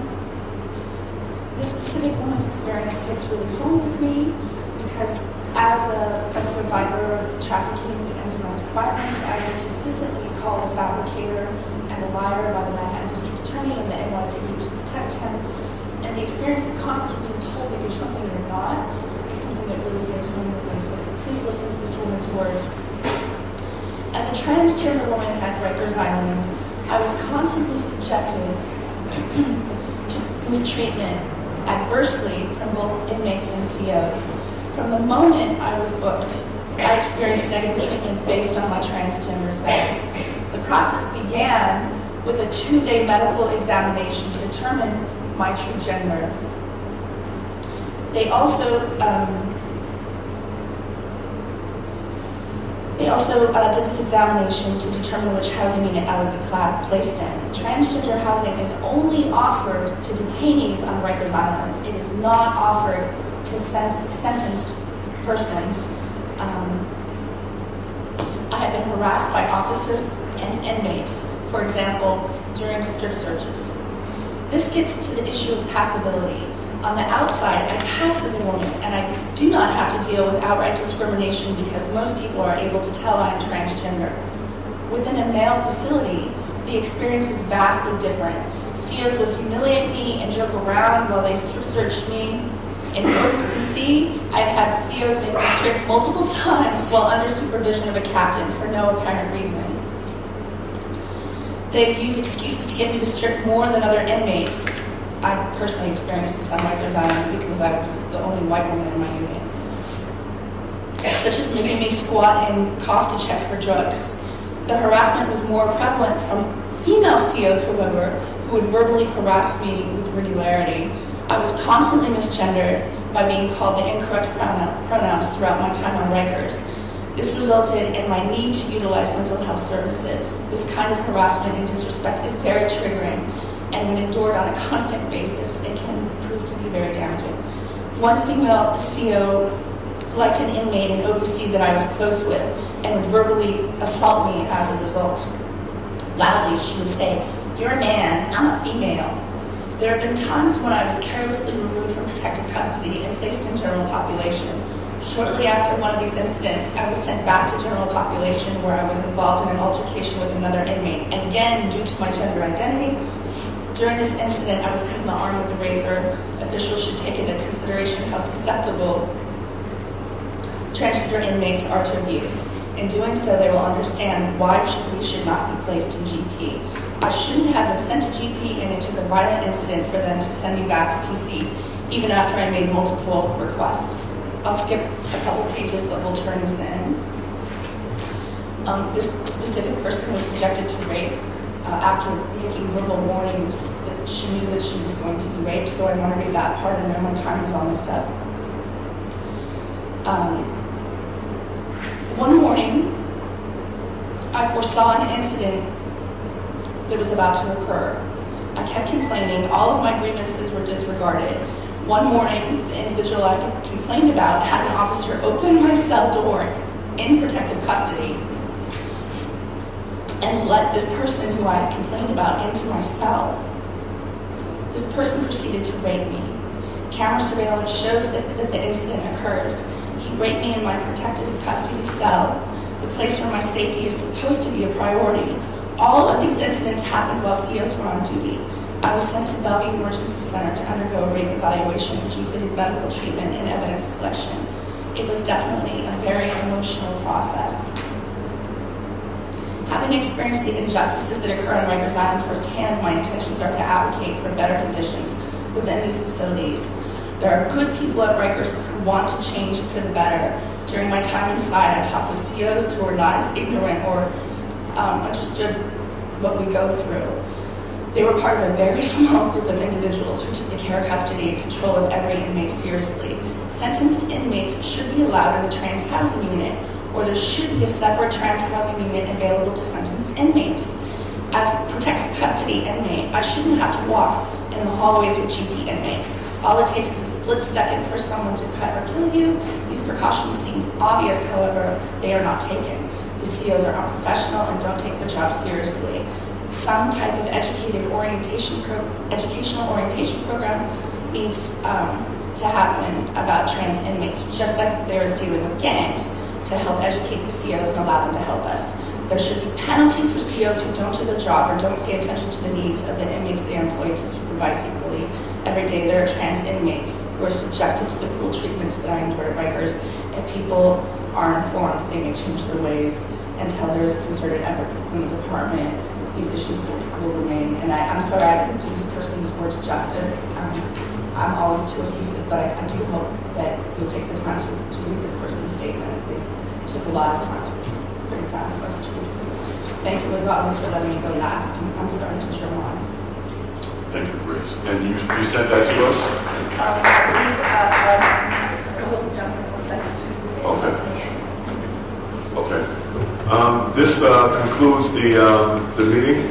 And before we go, I just want to thank Brianne for raising and visiting, and the staff that were out of Rikers to raise the issue of the restraints. We will be taking this on and working with the department. And you don't know this, but you see once a month, you see us up here, we have this meeting, we have this dialogue, but there is a lot of work that goes on behind the scenes with Martha and the team when they're out there on Rikers Island monitoring what's going on. We have many of our staff here who are out there making sure that the department is abiding by the standards and every day pushing them to make sure that they live up to the expectations and the reality of what should be happening out there. So you don't get to see it, but I know they do it every day, and it's an honor to be part of that team. Have a great day, everybody.